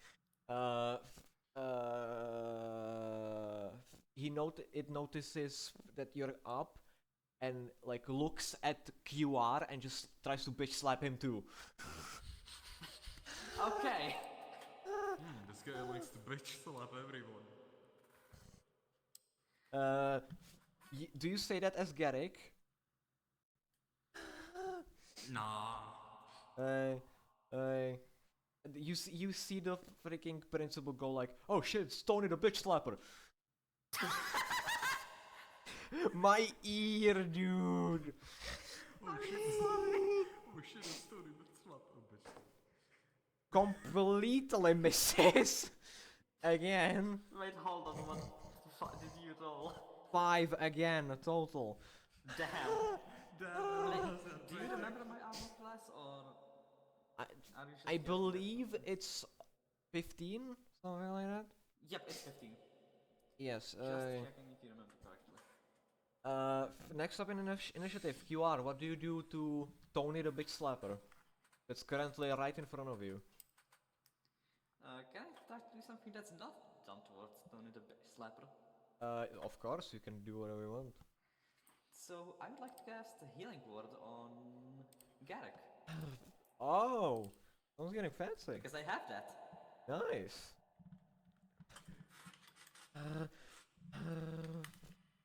So healing word. Hold on, let me look what it does. I have it opened right now, so I Oh. can just tell you. Okay, so what's the the dice you roll? Because you roll the dice of how many hit points he restores. 1d4 plus my spellcasting modifier. Okay, roll it. L. Okay. Here's my d4. Land on 4, nice! Maximum heal. Nice. Plus your spellcasting modifier, which is for Druid Wisdom, I think. That's... Hold on, spellcasting modifier.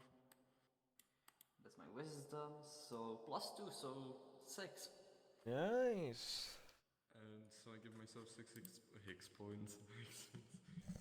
So I give myself how many hit points again? 6. Yes. A total of 7, I believe. Is that all you can do on your turn? So that's a bonus action, so... Oh. Hold on, let me check what I could do. Fine, I'm doing Form Whip again. Come on. Come on, who are you hitting? The guy that was trying to slap me. Okay, come on. Hit Tony. I'm gonna... What? Check chat! Ah! Okay, hold on. I'm gonna freaking type this. Tony the bitch slapper. That's gonna be the NPC's official name. And okay, roll your damage. And double it, because you got a crit.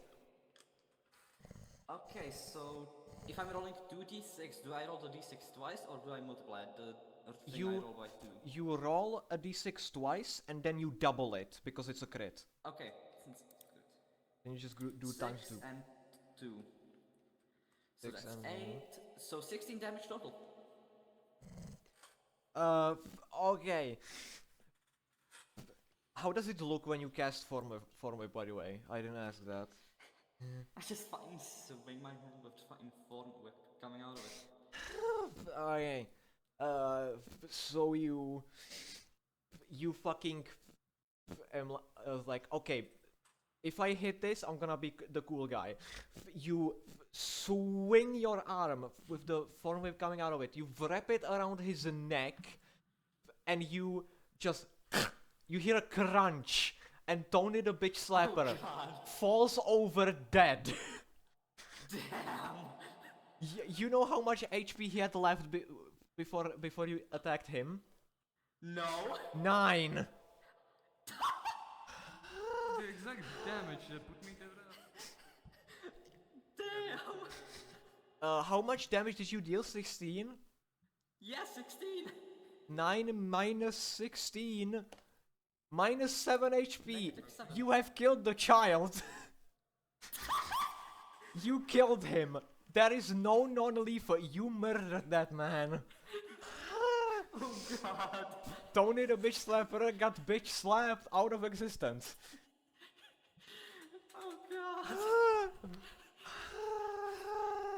If you want, you could have done I'm that. just thinking of in Forza, just think, I killed a dog, but it's not. I killed a dog, I killed a child. If you want, I will allow you to non-lethally snap his neck. No. Okay, so Tony the bitch slapper is dead. He has left this world and is going to bitch slap people in hell now. Garrick, you're up next. Okay, question. So, Wait, let me look at Garrick, I have avenged you. You have killed the kid. I didn't ask for that, but okay. The kid killed you! Practically. I mean, yeah. Actually, he put me into the dying state, so I was not conscious. This is not Dead by Daylight, motherfucker. I was still alive. I Just did not not expect to do consciousness. 16 damage. That's dude. The dice tell the story. The dice tell the story. Why the fuck do I still have ability score improvement? Because you forgot to get that off the sheet because that's not supposed to be be there, motherfucker. Why the fuck I have that still here? What do you do, Garrick, on your turn? On my turn. Question, can I try and get back and then use the aim of lingering in the sail? Actually, question, do I need a tank card to use the ring? Or can Do I you just have a put tankard more, on you with beard? Not beard. With things. With a I don't think you have a tankard on you that has an empty tankard on you, right? Let's say that I sneakily. Actually, no, I didn't say. I never said I stole a tankard on my way there, so no. Yeah, yeah. Then I can use it. Then yeah. I'm just backing off. At least, actually, no. I'm gonna try and defend myself. I think there's a defense mechanic.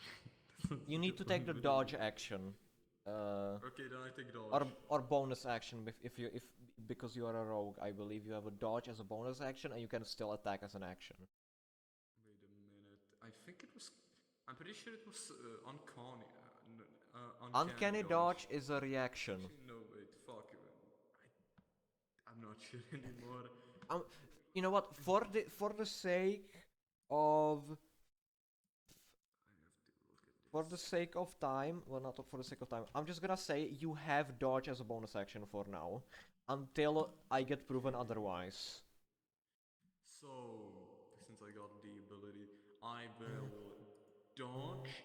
I pull out my 6-shooter and I try to do non-lethal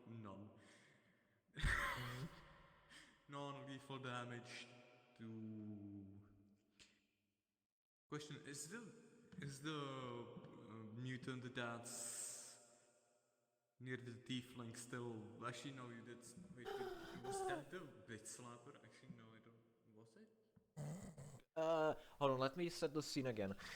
You are somewhat in. You are stepping out, basically next to the door that goes into the office of the principal, and in front of it there's 5 figures. Tony the bitch slapper just got fucking annihilated by the Warforged, you saw the Warforged just slap Tony the bitch slapper's fucking neck with some kind of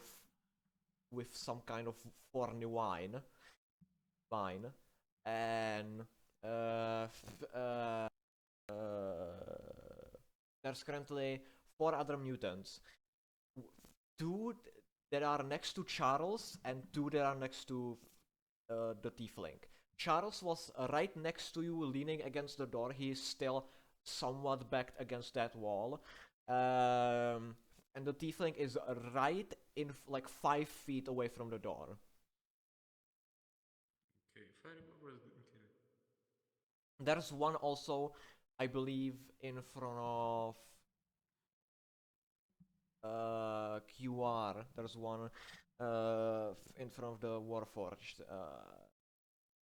That's not Tornado of Witch Slapper, Do but I it's one of them. Can I shoot through 3 bullets at 3 different targets? Yes, for the 50th time, yes, you can shoot 3 different targets with 3 different bullets. Because you can shoot 3 times, you can shoot 3 targets. Yes. I shoot. I try. Okay. I try to shoot all of them non-leaf. that. I try to shoot the one mutant. I think you said is near QR or the Warforged. Since I don't remember. Yes, there is one directly in front of the Warforged, like trying I to shoot like. that. I try to shoot that one in the foot or in the leg. I don't know. I'm pretty sure it will count as a lethal one, unless I can make it count as non-lethal. Okay, so roll to hit that guy.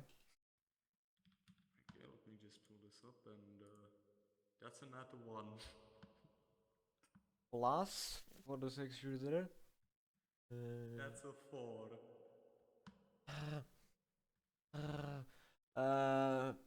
4 in total.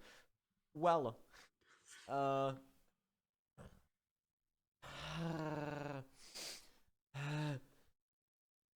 uh, you like get up, and then you realize as you're getting up that you're totally shit faced from the whiskey. You like grab your face. You like grab your face, pull out a gun, and like you are completely blurry. You cock back the hammer, and you like your hand jerks completely downwards, and you shoot directly next to your foot. Also, somewhere on your sheet, mark that you are drunk. No, because I forgot to do that. Damn it. You can roll two times again, and Where do I write that right now? Let's think. somewhere, That's anywhere, you will get rid of it as soon as you get a short Fuck it. rest. I'm writing it into the. Is it? It could be technically classified as a trait, right? Yes, technically. And okay.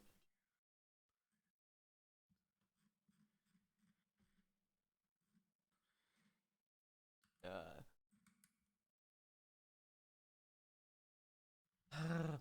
uh, I will say any roll. I hate that I have to do this, but you chose the whiskey. Any roll you make from this point on is with disadvantage. Yep.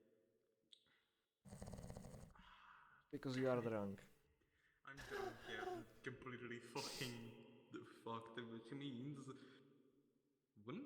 If I tried to dodge before, wouldn't I have I just fallen face flat on the ground? No, because you don't roll to dodge. You just have disadvantage. People have disadvantage against you when they're trying to hit you. You can shoot two more times if you want. Oh, this is gonna be terrible, but I try to. I use both bullets into the fuck the mutant that's at L. I mean, fuck. I did the Warforged. Okay. Okay. And I roll for both of them if I'm correct. Yeah, you roll both of them, but with disadvantage. So you roll the d20 twice. 19. Hold on. With disadvantage. Hold on. Can I tell you what disadvantage is? Yeah, tell me. You roll the dice twice. You take the lowest result. Okay, I take the lowest result. That so first one was 19, which means that's kind of not possible anymore. So 10. Okay. That Should I hits. still Roll add the the second attack one. bonus? Yeah, add the attack bonus still. So that would be in total 13. The first one would have been then. So the first one, 21. the first one hits as a 13. And then the second one, this is an 18, and I have a 2. So the second one would be a 5. That unfortunately misses. Roll your damage for the first one. And for that, I have to change it to a D8, I Let me I look. wanted to make a joke about what you just said, but I Oh, I'm can't. such an idiot. It's a D10. What I'm supposed to Why roll. can you not say it? Can you DM it to Monsoon? That's a 4. 4 damage, right? Yeah, and I tried to make it non-lethal, and I didn't say that, did I? No, I automatically. Okay, I get it. I automatically. I automatically assume that you're doing Told you I non-lethal. can't make the joke. Mm, uh, you like you just like recover from that initial shot. Your finger's still on the trigger.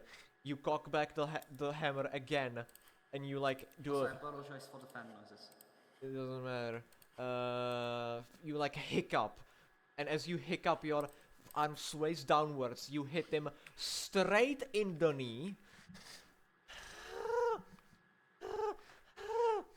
You hit him straight in the knee, and he's like gets stumbles forward a little bit, and like looks at you, and is like aggressively not howls, like is aggressive at you. And then you're like, holy shit, I'm kind of good at this. And then you hiccup again, and you shoot into the ceiling. Holy shit. And you hit one of the lights, and it just disintegrates.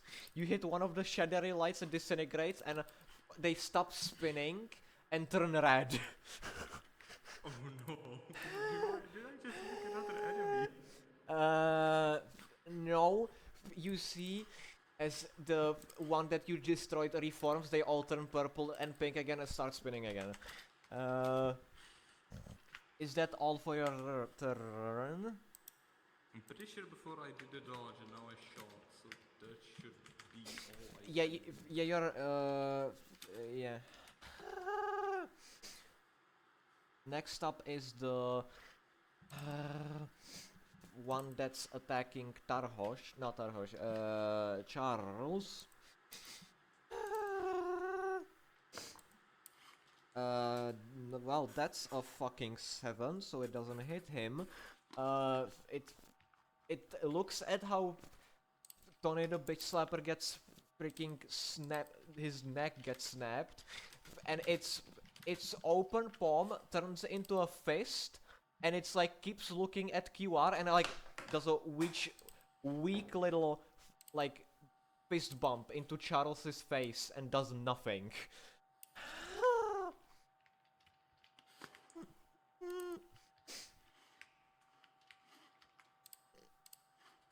And does nothing. Next up in initiative order is the Tiefling. He tries to hit the one that is in front of QR.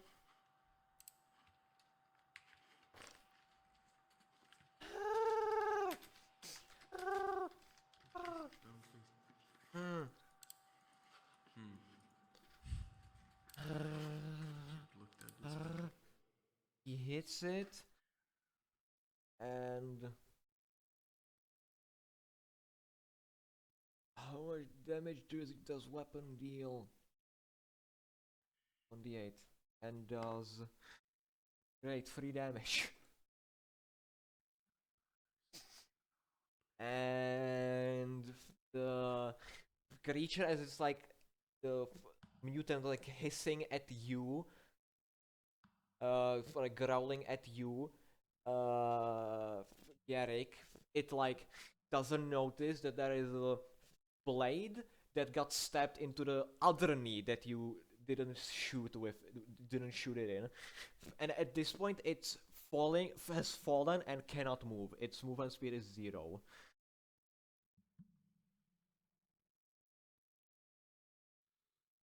It has the incapacitated, but I cannot speak. Incapacitated? Yes, can't move.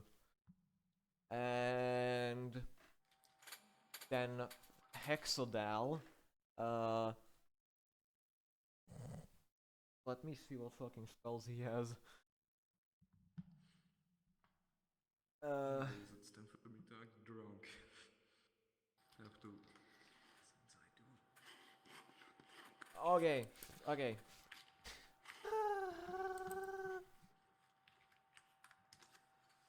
You see as his lights flash this golden color that turns into a deep orange, and he manifests three fireball looking things, but they're not fireballs. Because that would kill everyone if he casted a fireball right now in this small fucking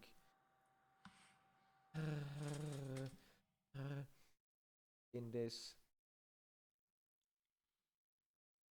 freaking shit on this small group. He would kill everyone.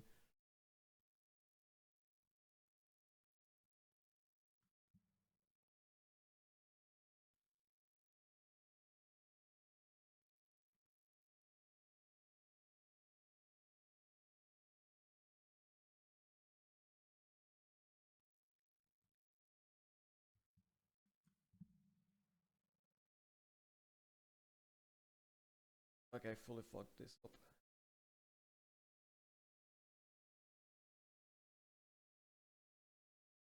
Okay, how do I jump to reason?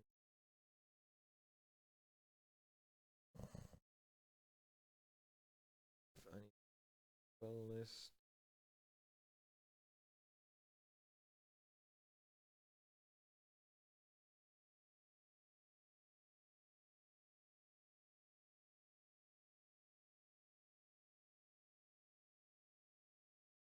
Oh shit.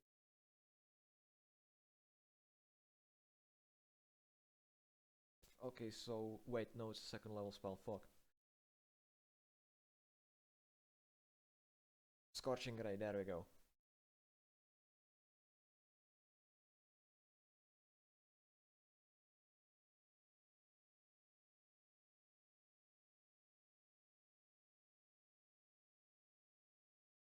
And he's gonna hit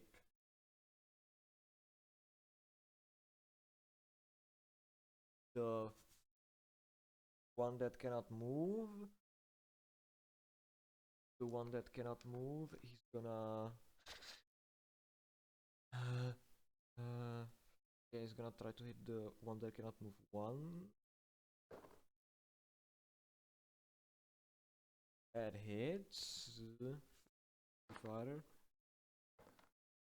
5 damage.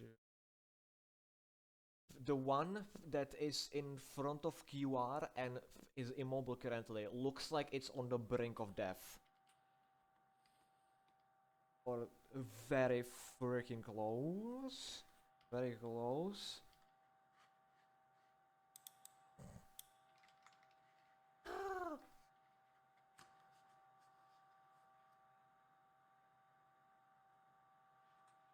He's gonna hit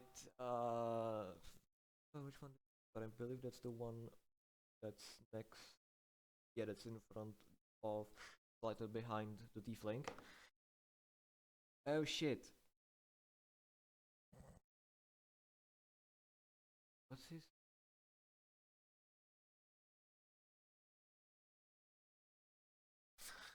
Okay, he definitely hits that.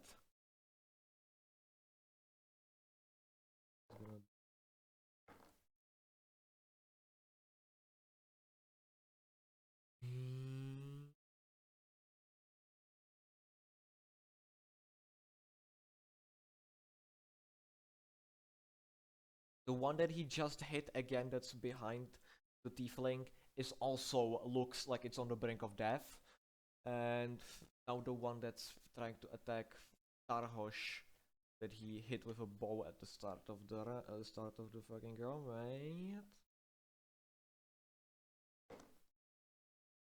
Natural 20. Damn. Um.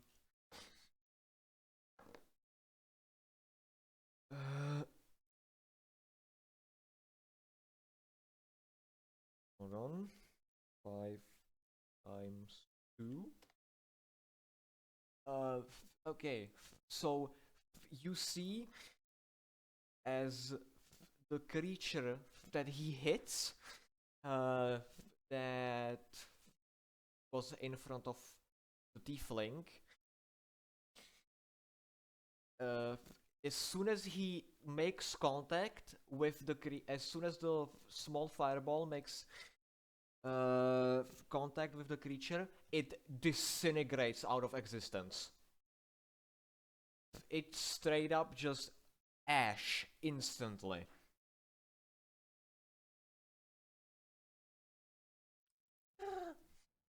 Instantly is disintegrated.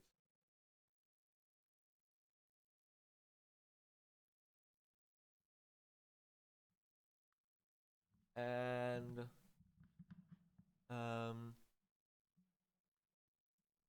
and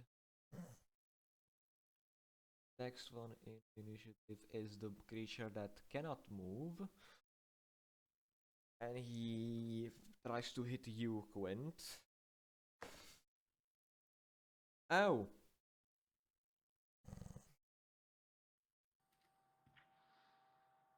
Does a 21 hit your armor class? Wait, who are we talking about right now? You. Oh, yeah! Absolutely. Okay. You take 8 damage. Oh! So...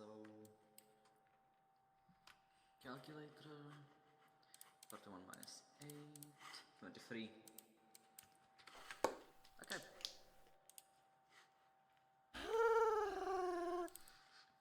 And it's now this guy's turn. Now it's this thing's turn.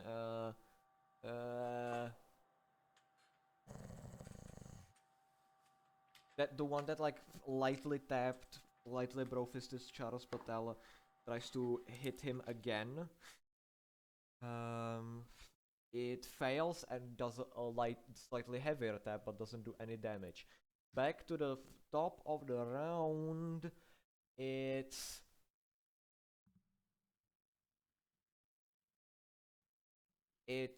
Charles. What spells does he have?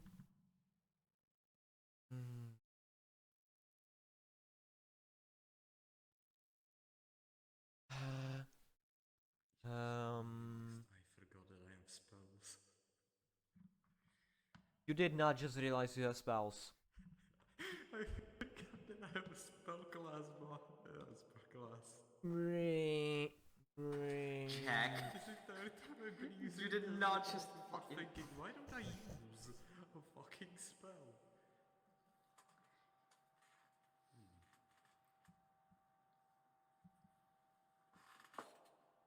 Hold on. Do I have clerics over here? No, so I have to go to the last page.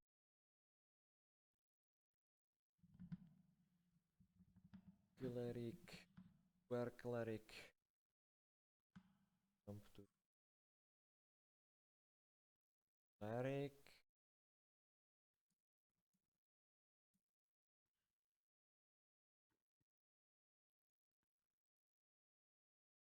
First level. That's a cantrip. Healing word. It is a bonus action. So you see as again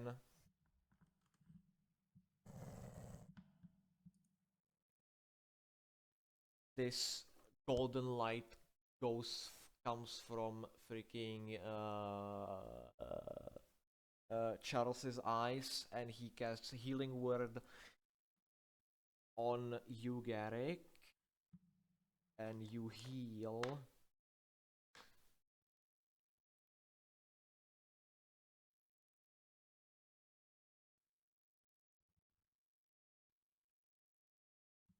You heal 5 hit points.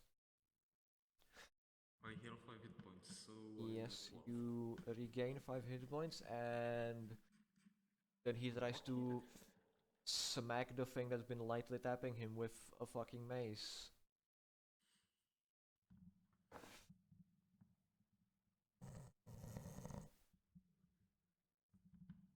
It hits him.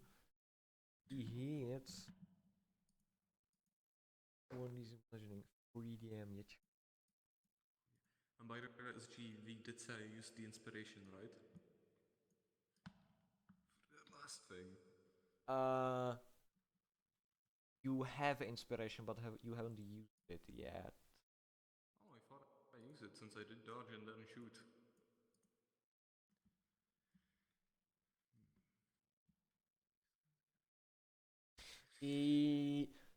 You see as freaking Charles grabs this freaking mace that he pulls out from his back and like pummels the fucking thing in front of him, and it like Gmod ragdoll crumbles into fucking broken bones and messy body parts. That thing has died.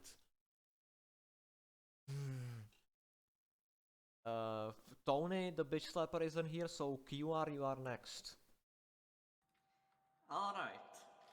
So, let me consider this. Yes. So, how many of the forests are still alive? 2. The one that cannot move in front of you that's trying to like claw at you, and the one that's like in front of the tiefling figure you escorted here. Okay. I will say both of them look very hurt, but the one directly in front of you that's trying to claw at you that cannot move looks like you can bitch slap in it and will die. Well, I have an idea. I'm gonna use my hand mortar Mm-hmm. on the one that's further away at the tiefling. Mm-hmm. So, I presume I'm gonna have to roll this. Yes, you roll a d20. Fuck. Hold on, what did you roll? I rolled a 5. Plus? That's plus the attack bonus, right? Yes. So that's plus 1, so that's 6.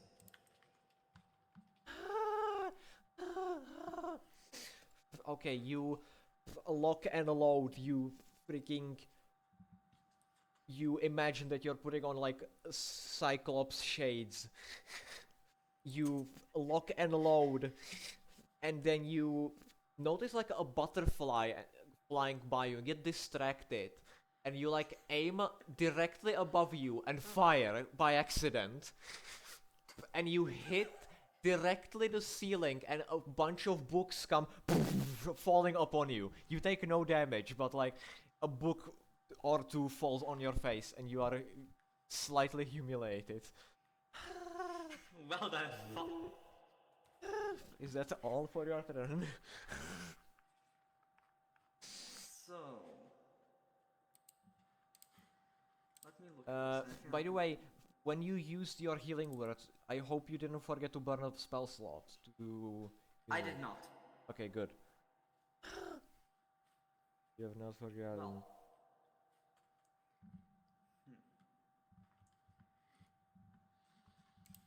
Let's check if I have anything that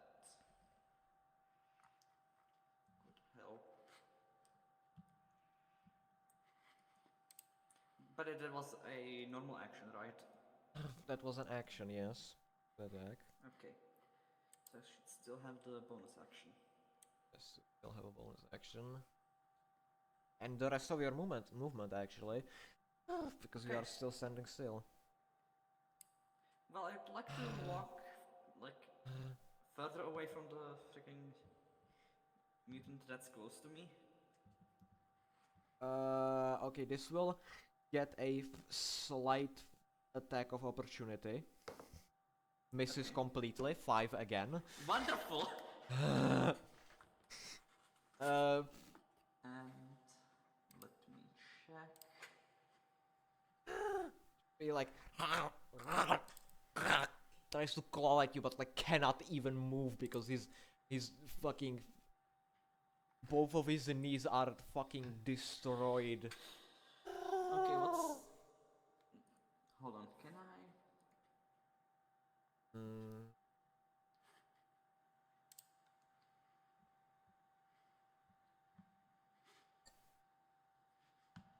What's Garrick's health out of his maximum? I mean, mine is 12 and my maximum is 26. Okay, I remembered that I have a spell that I completely forgot I had, which is Cure Wounds. classic cure wounds. I love that. Love me some cure wounds. That brings back memories, dude. I don't know why. Baldur's Gate? Yes, what And gave you I'm that idea? My wife realizing Shadow I Harem. should not be able to do that because I'm not close to Garrick as far as I know. So I'm gonna do a healing word. I mean, On Garrick. you can walk over to Garrick. I'm pretty sure he's like. But No, that, I'd rather stay at the position I walked to. okay. Just so I get this in my head straight, are you moving to the left of the door or in front to the front, in opposition to the door? I'm not sure. Okay, so the door is like behind you, basically. And the mutants are relative to their position to where? So how you are sitting in the chair, you walked out the door, and the mutants are right in front of the door in the big entrance hall. I'd say like backwards away from the door. Okay, so you would be walking, I believe, towards Garrick, I think. Anyway. Okay. So how close would I be to him? Probably like right next to him, I guess, I would say. Okay, so I can do Cure Wounds. How does it look when you So, cast Cure Wounds? Okay. Well, it says a creature you touch. So, No, I want touch Garrick you with my cannon. specific. You like fucking brawling on him with the cannon and he heals. yeah, I practically. smash it. You heal me by shooting me with a cannon. Don't worry, it Medic heals. TF2. Don't worry, it heals in reverse. Cha-ching! Don't worry, it heals. Don't worry. And Actually, wait, no, that would be gay. and how much does he regain? Fucking drunk.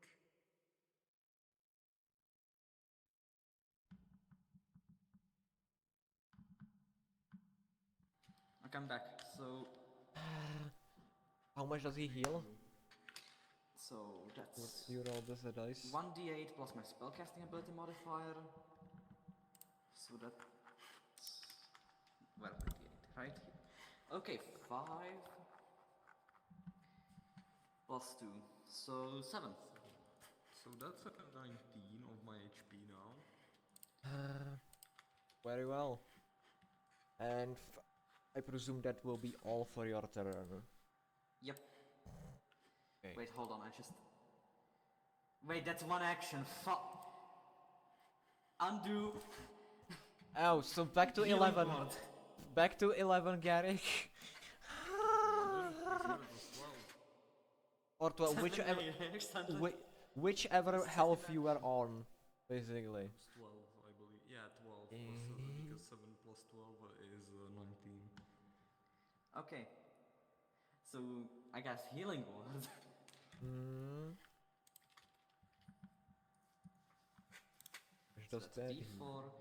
It's A 4 again! Nice! Maximum heals. Heals for days, baby. So, Garrick regains 6 health. That's good. No, that's an 18 now. Since 12 plus 6 should be 18. If 12 plus 8 is 7 is 18. I think 19. can survive 2 more 9 damage attacks. And then I'm back to dying extinct. Next up in initiative is Garrick. What do you do?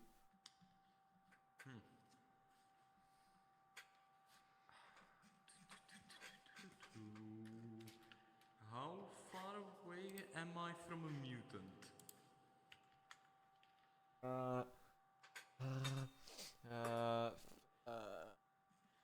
To your right, there is two of them that are remaining. 2 of them. One is in front of the tiefling with the katana, and in the other one is like poking freaking Charles with a fist. Oh, range here, 60 feet. Would you say that they're about 60 feet near me? They are way closer than that. Duration concentration up to 1 minute. Components you said we are gonna be using. Casting time, 1 action. I have not yet wait, you said action. It says action, right? So Yes. I still have an action? Or do I have cancel this? You still have an Let's see, action and a single bonus action. Because it's a new turn for you. I think I can. I cast Cloud of Daggers. Oh, okay. I don't know what I cast though. Actually, it says 5 feet on each other.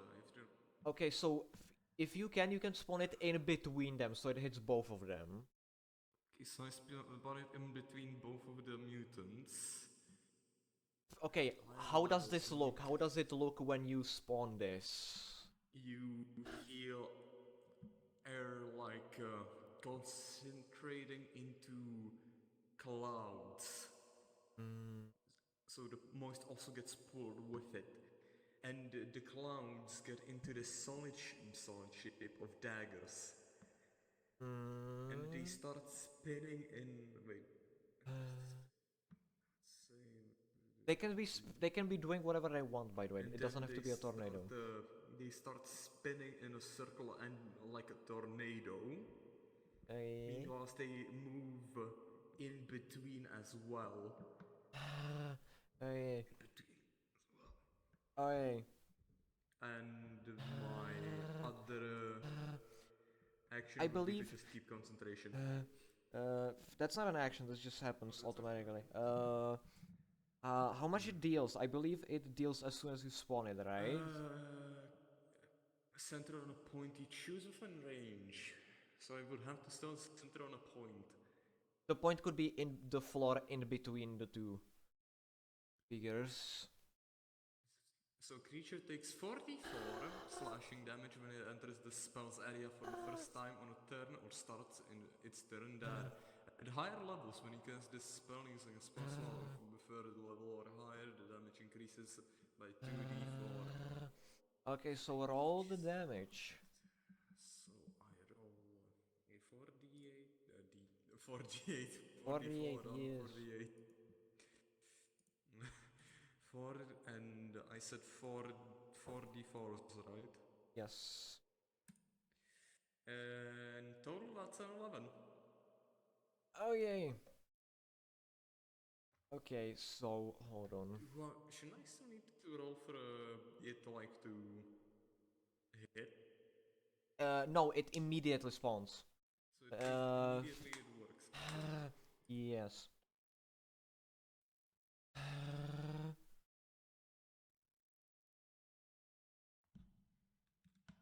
What fucker?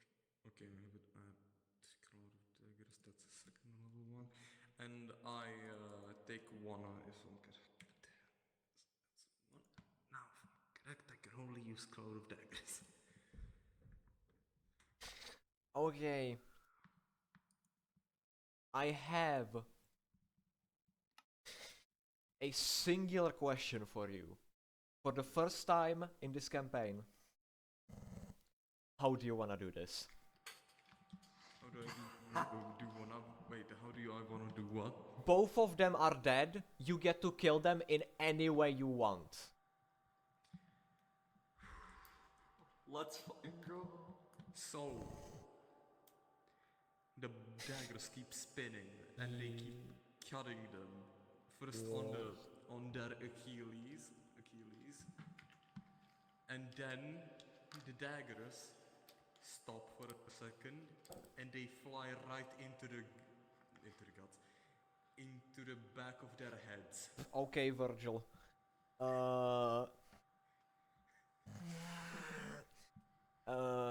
You see that they get cut.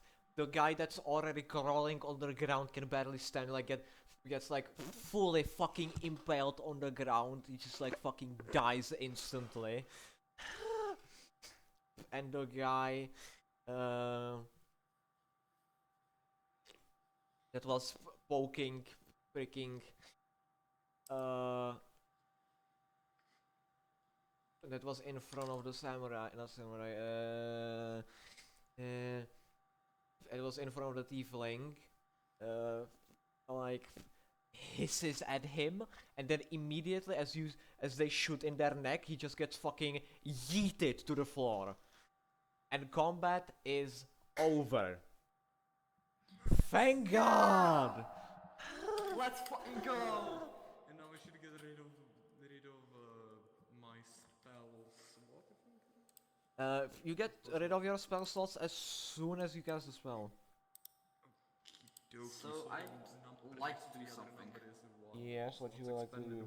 I'd like to ask Wait, shit. the goblin his name. Hey. So, hey, what's your name? You did really well this fight.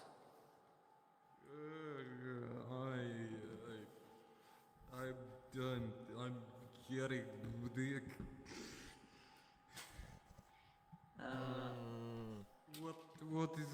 What's your name, man? I need sleep. Oh, I'm QR-9, 25, 18, 1, 20, 15, 18. But you can just call me Quint. Okay, wait. Wooden man. Oh, fuck. Garrick, you see how that Charles like looks at it and is like, you were not drunk 2 seconds ago, my guy. But it's like, yes, I am. Oh wait, you were at Dirty Joe's, weren't you? You ordered the whiskey. Yeah, that one's kind of wild. And you see as the tiefling slashes with his katana to clean the blood off and sheaves it on his back. And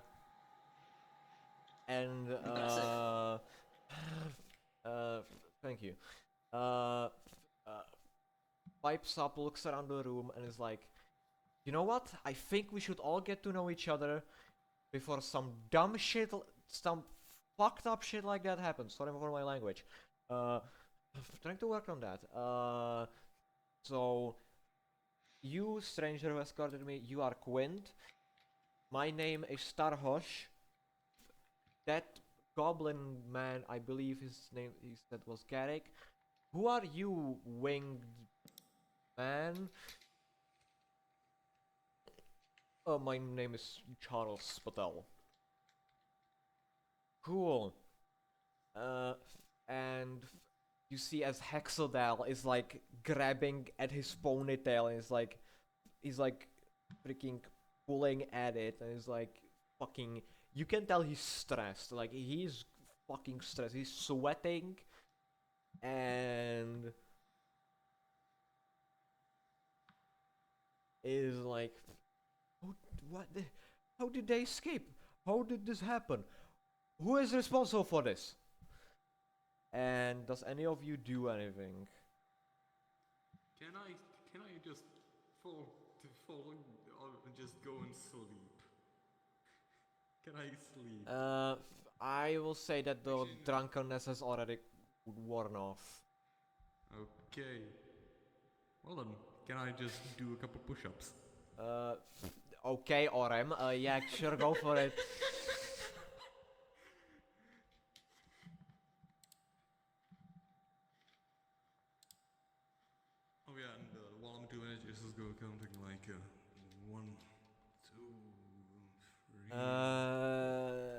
you see as like Hexadel is like panicking, grabbing at his ponytail.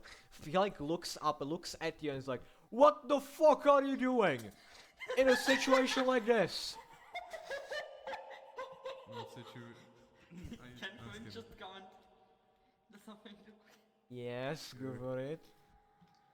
Yeah, I have a question. What are they doing? You see, you see Charles like look at him, look at you confused, like, I guess this is like a goblin thing. Uh, I don't really get it, but I think I might be a goblin thing. I don't want to sound racist, but I think it's a goblin thing. Can I speak to this? Fascinating. Actually, no. Yeah, Can I you speak can speak. You can speak to to this. this? Sorry to burst your bubble. Sorry to burst your bubble, dude, but this is just a human thing. This is exercise. I mean, don't I do a know 20 kilometer exercise. I know what exercise is, but I'm like, I thought it's like a stress thing, like you're stressed and you're doing push-ups. It's like a stress thing. I misunderstood that, my guy. I mean, I wouldn't really be Fascinating stressed about activity. death. I did die almost, but Add it to database. if I'm correct, let me just look at it. I already am used to Uh, fucking thing. This combat will go down in the history books as like the worst first combat of all time, but it just worked. After first combat, a goblin just starts doing push-ups. I am so glad you guys were on level 5, not 1. Yeah. I have miscalculated.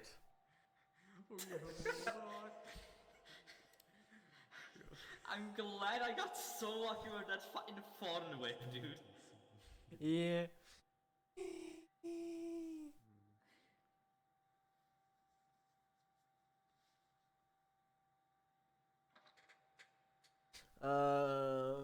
Okay, you see like Hexada like calm down a little bit, and he's like,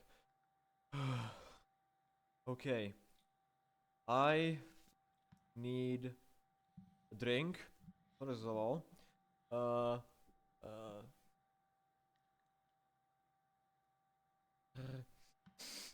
first of all, second of all 4 of you are now. I'm kind of sorry to drag you into this, Quint, but you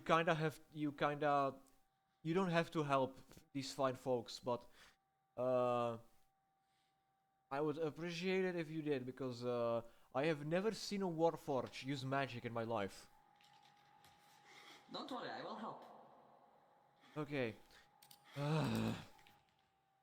Come into my office, everyone. I will brief you on the situation after I get a glass of whatever the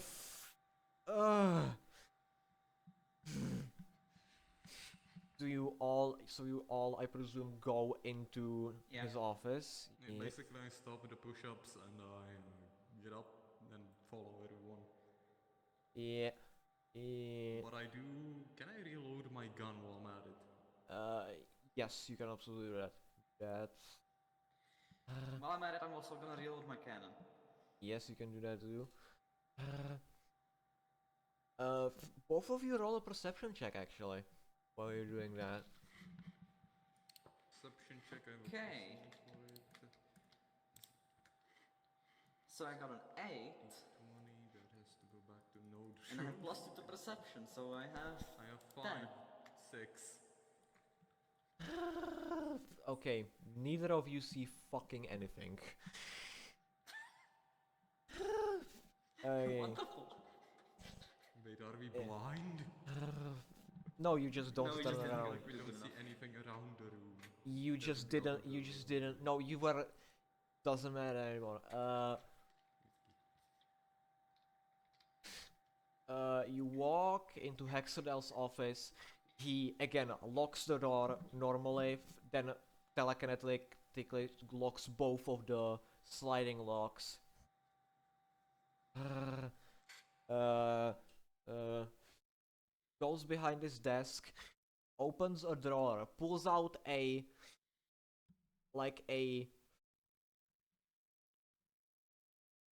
2-liter jug of whiskey, just like slams it on the table.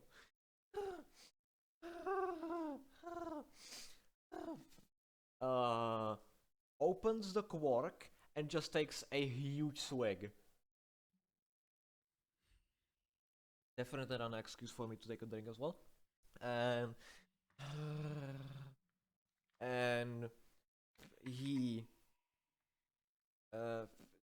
takes a swig, takes a swig, corks it back up, puts it back in the drawer, closes it, and sits on his chair, puts his hands on his palms on his head, like around, like his fingers touching his head. He's like panting, and he goes,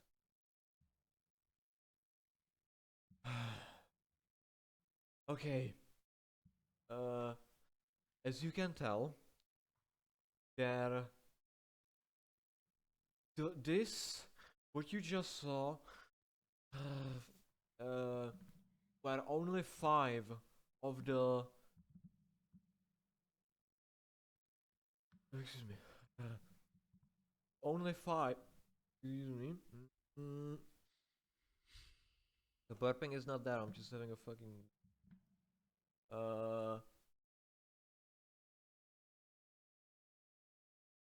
this has been just 5 out of the 12 students in total that have gone missing in the past week. And I need your help to find them.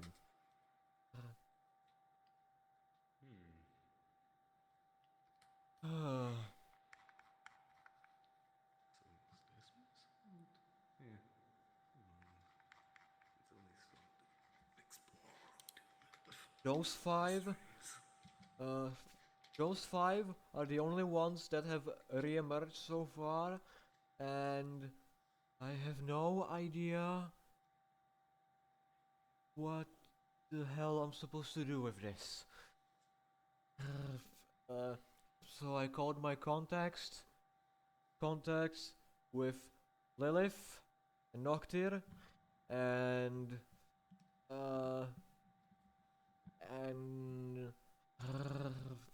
Tarhos just happened to be here at the same day, and you, Quint, are, I guess, just unlucky.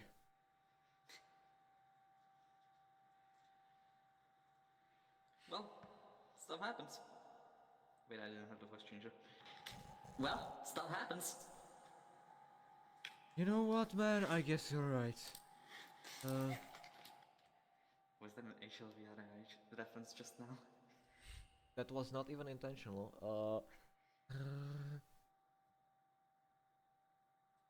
Anyway, if you go to where the classrooms are, to the hallway to the left once you exit my office, go all the way at the end of the corridor, and there's a room to the right.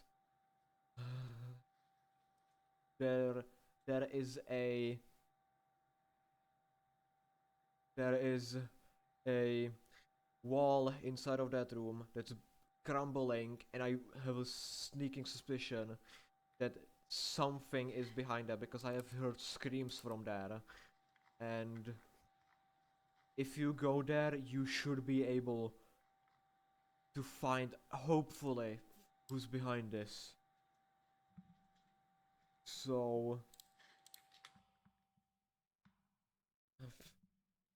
please go deal with it. I need to go to my study and get shit-faced. You see, as he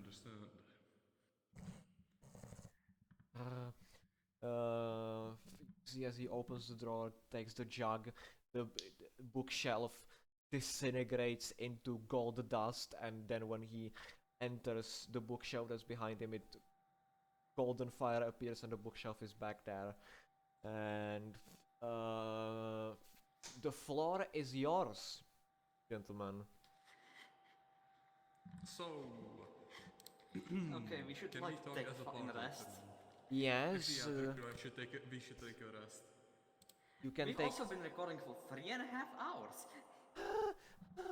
Yeah, yeah, May I make a suggestion, gentlemen? yeah. What is it? Dirty girls? Uh, I mean, here's the thing, Jack. Damn, we actually won't have time for that right now. Look at. I mean, that it's not that far away actually. If you want to go there, by all means, you can go there.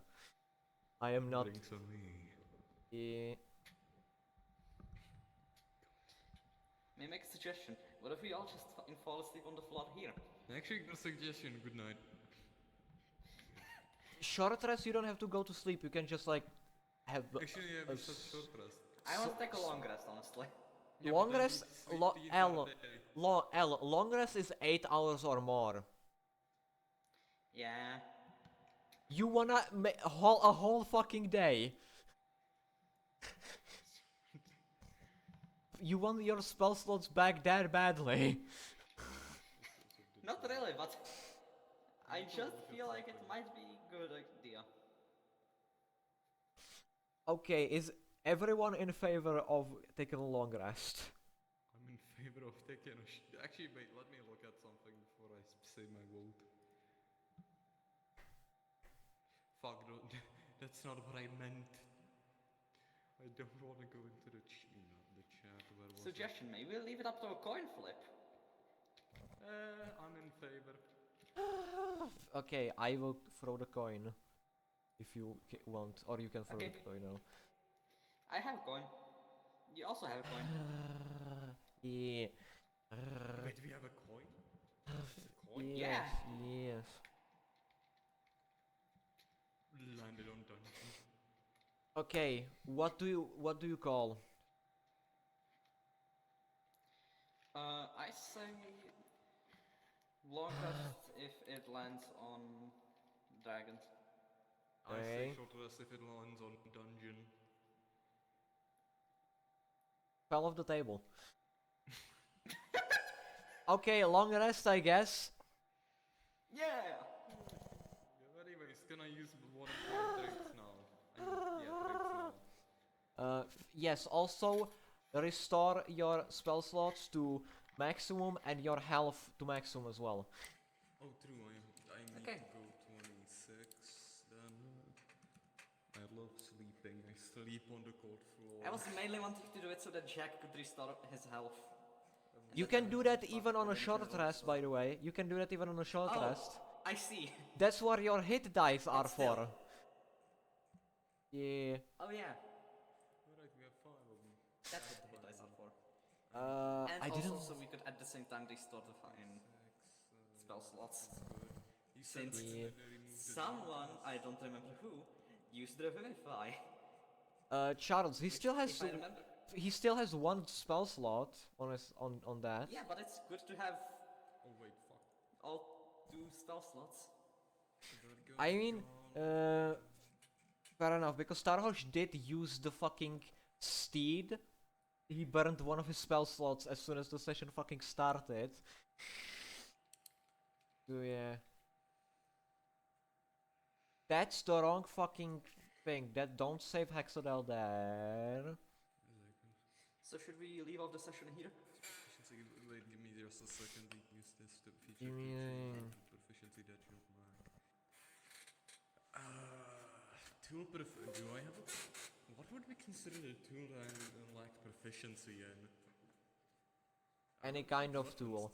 Honestly, any Weapons tool don't that's really not a lack, weapon. do they? That's not a tool, that's a weapon. Yeah. So skill it is.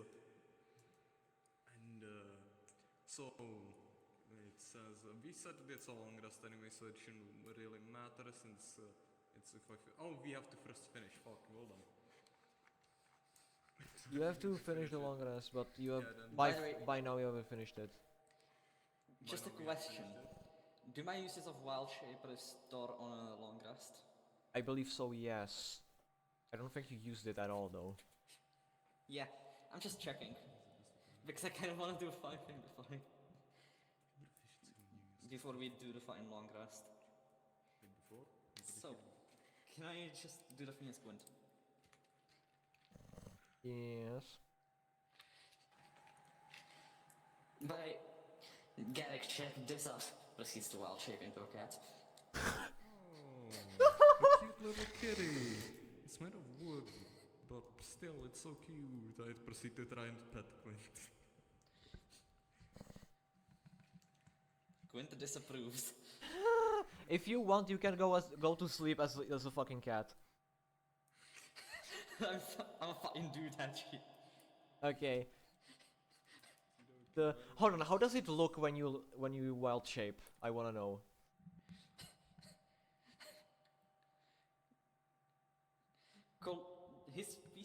Gwent's pieces like collapse to the ground and like re-emerge in sound the shape of a cat, and then it starts to look more like a cat. It's hilarious.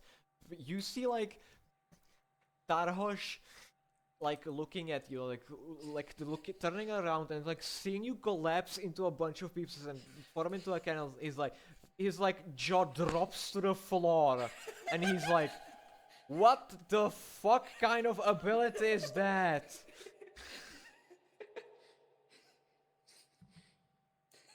What the fuck?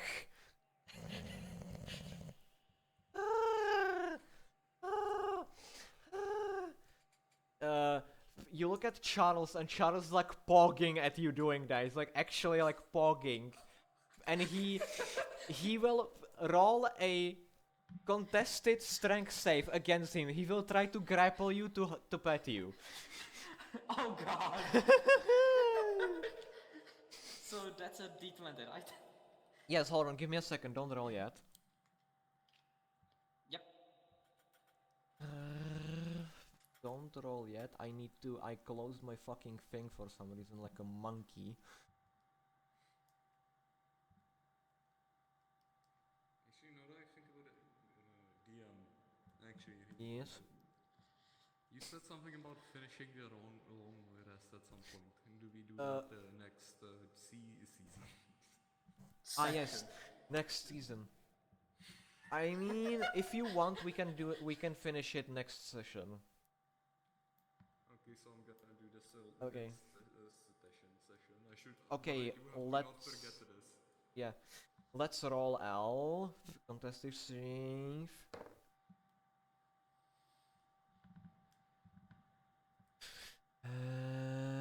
How much did you roll total?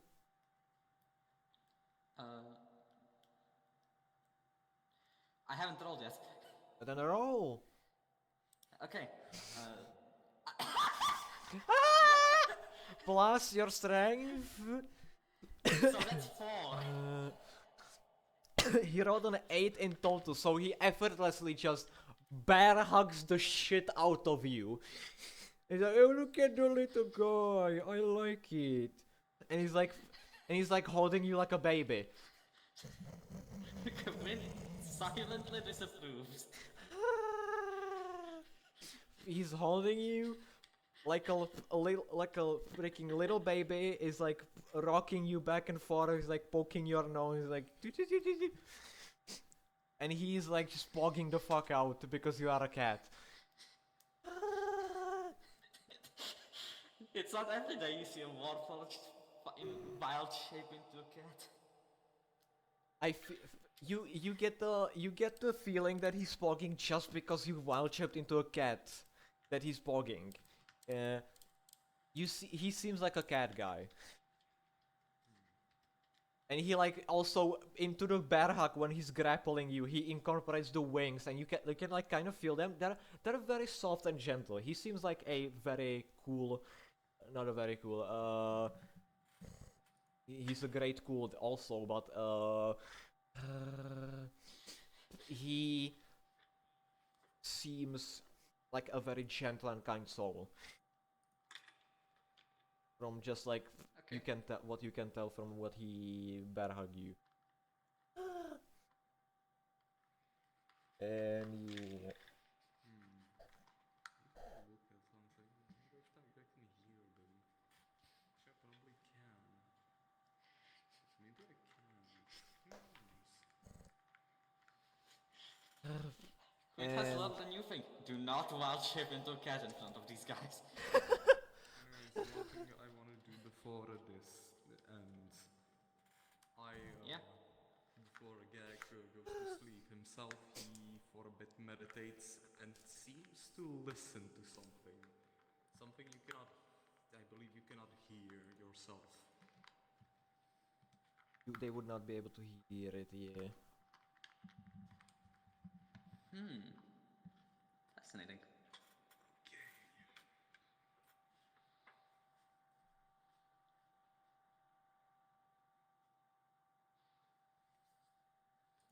Yeah.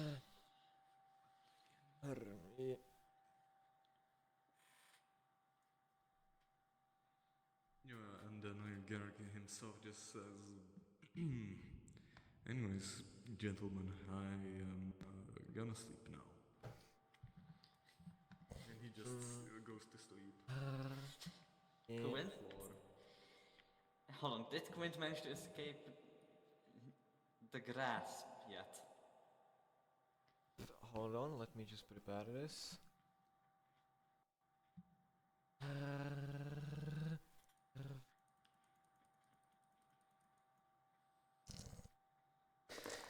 Roll your strength again. 19! Plus Okay. 2. So that's 21. He got the same. Meet it, and you beat it. You did not manage to escape. You are still getting bear hugged by this huge ass ASMR man, and rocked like a little baby.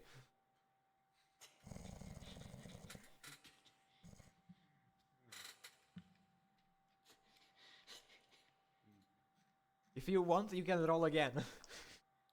Let's roll again. Yeah. Alright. 7! 30-20, he's still rocking you like a baby. Alternate idea. Bite him in a way that would make him realize he should probably stop, but in a way that would not hurt him. If you want, you can do a persuasion check with your eyes and give him like a disapproving look. Okay, I'm gonna do it. So that's a d20 again, right? Plus your persuasion. Oh god. Yeah. 13 minus 1, 12. Exactly what you needed! Yeah! He like stops rocking you, looks at you, and is like, "Oh, I'm very sorry," and like lets you gently go on the ground.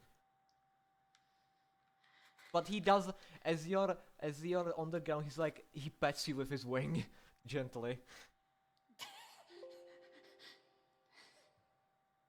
And he's like, "Go on, little guy." I just imagine all this. It's peak. Why did I make freaking Charles Patel like Macaron from Hi-Fi Rush? Hi-Fi Rush brain rot is real. Fucking love that game. Anyway.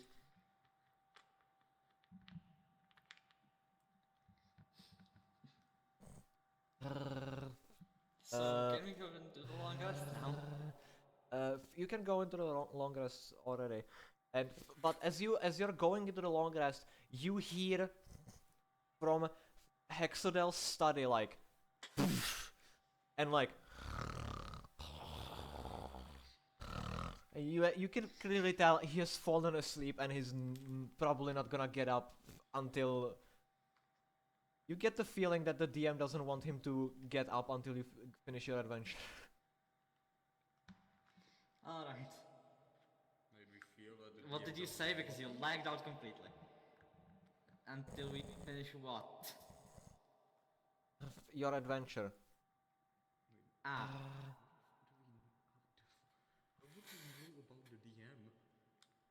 Ignore what I said, I just want to break the fourth wall in a funny way. Didn't work, turns out. Started wondering. Anyway, sleep on. Anyways, I'm pretty sure that before everyone else sleeps, I'm pretty sure So for me, Quint shuts off. Garrick just instantly fell asleep. Garrick just instantly falls asleep on the floor. Okay, as you go to sleep.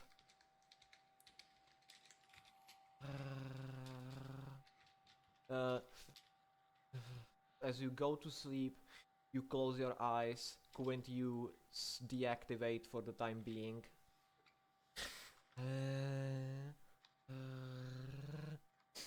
And as you are all falling asleep, having dreams maybe, who knows, this that's where we're gonna end the session and the episode. So goodbye everyone. Hope you enjoyed the video. Yeah, hopefully. Also, I forgot about the fucking time manipulation. Great job, Gordon. See you on Because it's the night next night. episode of Name of Gaia? Trip to Gaia? World of Gaia. World of Gaia. Anyways, good night. If you want to, you can just go check that out closely.